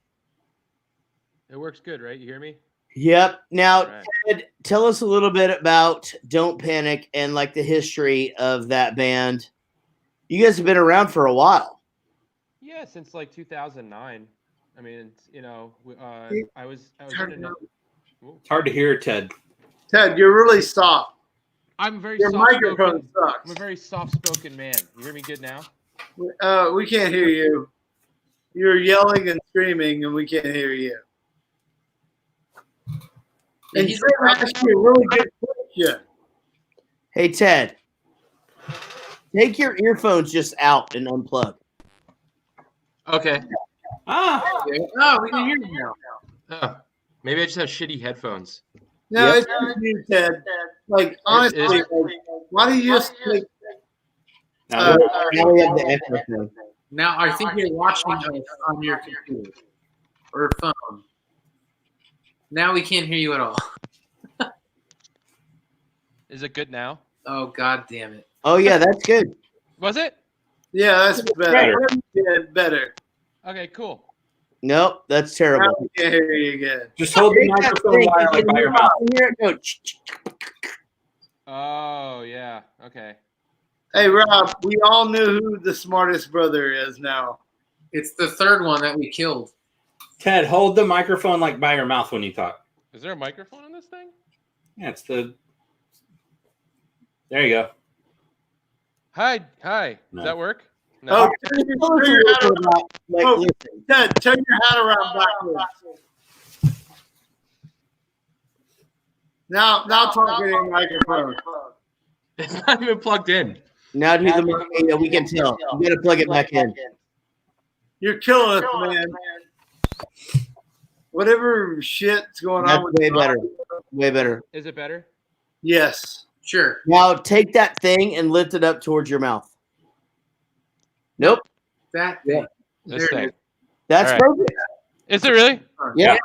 Now Correct. tell us a little bit about Don't Panic and like, actually, what is your journey, like a quick version of your journey, like with Warped Tour, being in a band with your younger brother? Like, Oh yeah. you've had quite a fucking. Me and Rob started our first band together ever. That's how Rob got into playing music. Was we wanted to start a band actually with your guitar tech, Ian. Yeah. And the three of us, we didn't play instruments, but we were like, it's like, when you start a band, you're just like, hey, who wants to be the guitar player? And it was like, raise your hand. You know what I mean? That's how Rob became the drummer that way. And we started our first band and we played in the Northeast like a ton when we were in high school until it was time to graduate. And then my mom told Rob he wasn't allowed to play in a band anymore because he had to go to college. Yeah. And then, so then I joined another band called Split 50 from the area. And then we were fortunate enough to like meet Kevin Lyman on. We won the Warped Tour. Like remember the Ernie Ball battle, the bands that they used to do. Yeah. We played the Ernie Ball battle. Yeah. Yeah, We on Warped Tour, we own the Ernie Ball stage. Oh, you owned it. That's accurate. We brought everybody to the Ernie Ball stage back in the day. That's accurate. Yeah. We were there. We watched it happen. We played that. We played this like before you guys on the one day, and we won the Ernie Ball Battle of Bands. We played on there, and we met Kevin Lyman. And when he was there was like a band called the Phenomenauts. I don't know if you remember them. Oh yeah, Yeah. Great. So they owned their own stage on the Warped Tour for a couple years. Yeah, they And brought they had their own spaceship. Yeah, Yeah. and Station. it was their last year, and the singer of my band went to Kevin, and he was just like, "Hey, who's gonna do that small stage every year from now on?" And he was like, "I don't know. Who? Do you want to do it?" And we're like, "Yeah, okay." So then, for the next like 9-10 years, we ran the small stage on the Warped Tour every year, and we booked all the bands on it, and we had our band on it. And we played every summer, and like we helped like tons of bands, Motionless in White and All Time Low, and like all these bands no one ever heard of that we were just like friends with from playing in our area so much. And yeah, it was pretty cool. That's how I met, like, we met like the guys in Patent Pending, and we helped them out, put them on Warped Tour, and we were there almost every year until 2011. And you actually on Warped Tour on the Ernie Ball stage played a show before we played, or yeah, we like. Well, but they did like Ted, I'm gonna tell you, we blew your motherfucking ass off that stage that day. You definitely did. Buddy. I'm so sorry. I on that whole tour, there was all those local bands, and we made friends with people and all that. But like, God damn it, man! At the end of the day, on that Ernie Ball stage, we were really good. You guys your motherfucking ass blown away. We were getting. So Kevin Lyman was trying to get us to play like bigger stages, and we were Ernie Ball band, and fuck yeah. So we were like, we're gonna stay over here, and they're like, you guys are drawing away from the big stages. That's actually something we talked about when we watched you guys play. We wondered why you weren't on the big stage. Like, that actually did happen. You had such a huge crowd the day we watched you. But Kevin Lyman, he appreciated our loyalty to Ernie Ball because it was cool to like be the kings of the day, and we did roll like that too. And Ted, I probably met you, probably kind of like, hey man, it's a pleasure to share the same stage as you. I probably was like, who the fuck are you, man? Like, yeah, for sure. You where's the time the shit out of me. I was so excited to meet you, and you told me to get out of your face. So some insane shit, and like what a fucking like. So you've done it all, man. I mean, you're a booking agent. Like to some of our heroes, you fucking book their shows, which is fucking crazy. Like you're a punk rock dude, but now you decide, all right, I'm gonna fucking start this band back up. Mm-hmm. And you've gone and you've written some great songs. You've got a EP on the way. Yeah. And what's the plan from here? Like, are you guys gonna go for it? You want to get out there, like, do some shows? I do. I can't wait. Where can people find you guys? So you can go to our Facebook page. It's Don't Panic Official, and we're also on Instagram, which Don't Panic Just Rock, and on Twitter is Don't Panic PA. And dude, I just want to like go play shows and go on tour. That's all I want to do. And it was like right as we were about to start doing that stuff is like when all this crap happened. It was like the worst timing ever. I mean, obviously worse stuff is happening for other people, but for myself, it was just like we bought a van, we bought all this merch, like we recorded 11 songs, and like we've been releasing them every 6 weeks, and we have a music video. So we did so much stuff to like go on this to do it, and now it's like we're kind of everyone's kind of treading water almost. Feels like everyone's trying to like find cool ways. Like you guys have come up with such cool stuff to like you play like all these shows every week, and you're doing this band meeting, and I feel like you're doing stuff too, though. I mean, you guys that you did the other night. I was told you about this, Jared. I was like, let's just do that also. What was it? Well, so our cousin Ted and I's cousin Kevin, who the one that married Jackie and I, he does a trivia night every week. All three of you guys are married? Oh yeah, same joke. Do you guys live in Utah or Pennsylvania? Oh yeah. So I mean, come on, you know what I'm talking about. So he does a trivia. Hopefully we know what you're talking about, Rob. Why is it always an uphill battle? Just come on.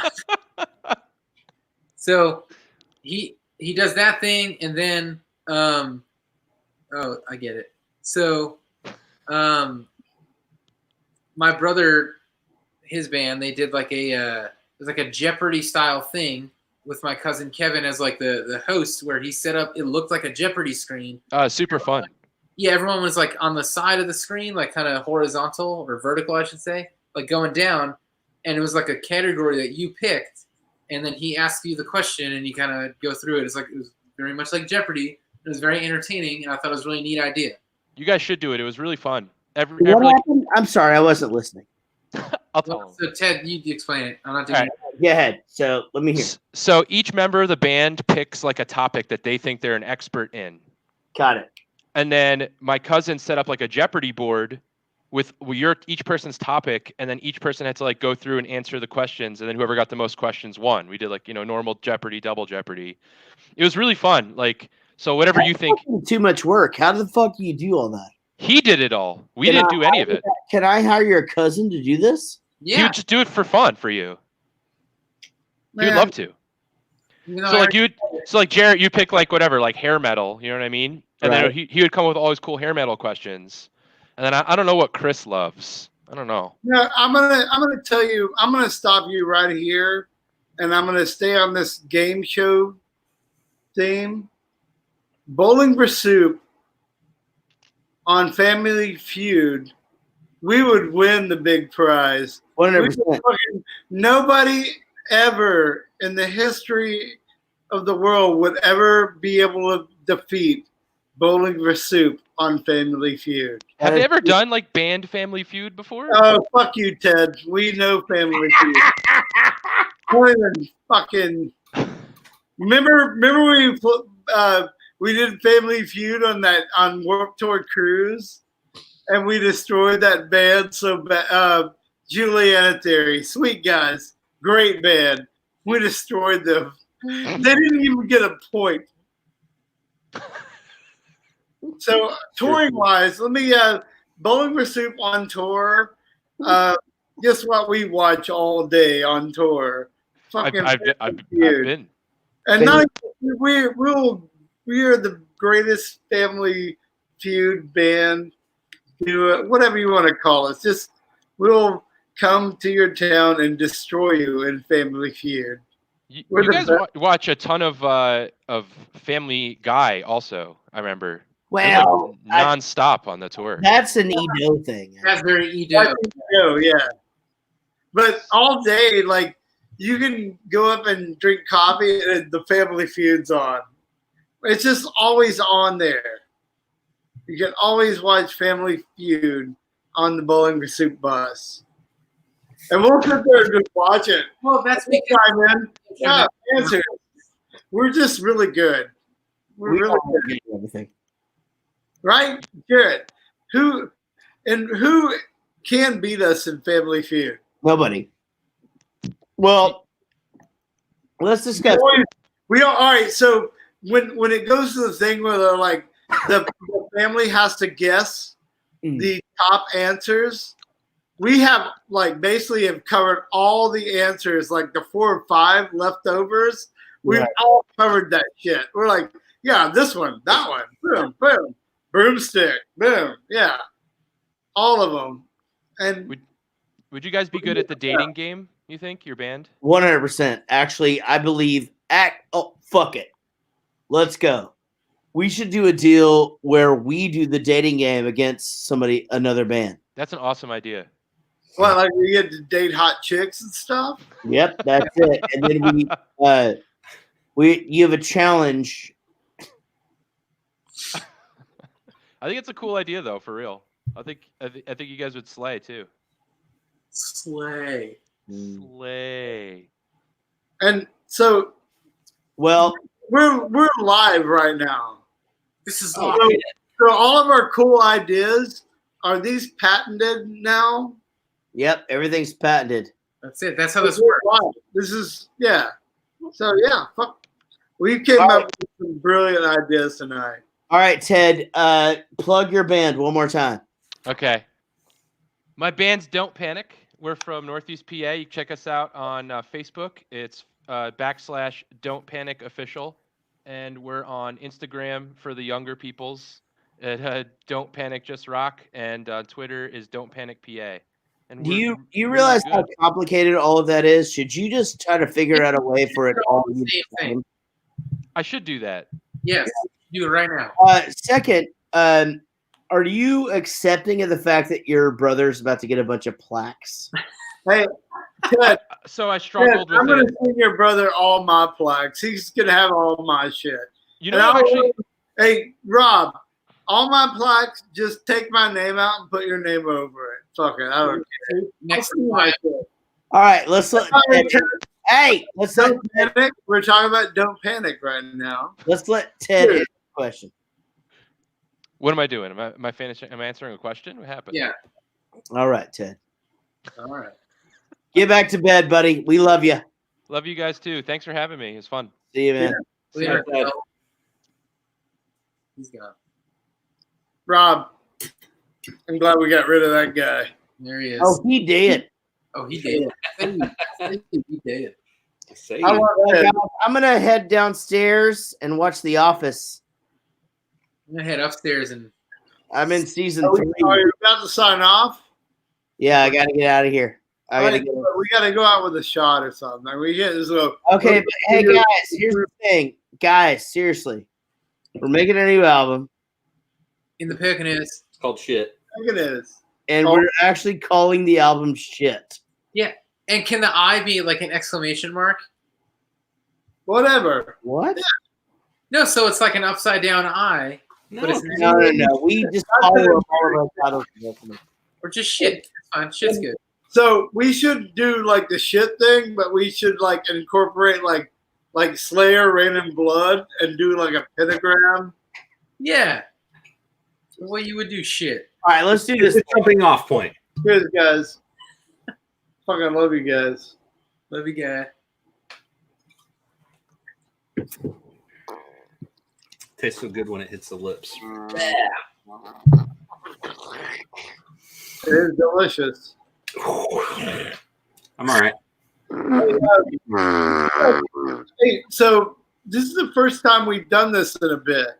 Yeah. And I missed this. Thanks. Yeah, I miss it too. Hey, so I've decided that even when we're off tour, we have to have meetings all the time. We have to. Yeah. And you know what? Listen, you know who doesn't decide when we meet? Rob. Rob. Oh, shit. He really is the diva. He is the diva of the band now. Fucking, we make meetings, and Rob, you be there. Oh, and Rob decides when we drink. He is the diva of the band. Yeah, also, you're a diva, motherfucker. I was given that responsibility. What? Rob is I was the given diva. the drink commissioner responsibility. All right. Well, I love you guys. Love you guys. Love you guys. Hey, guys. Yeah. Suck a dick. Are you about to fart? No, suck a dick. Fart. Real quick. Adios, amigos. Fart. Jarrett, fart. I can't. I'll shit my pants. Oh, don't do that. All right. I'll see you guys later. I'll leave it in right now.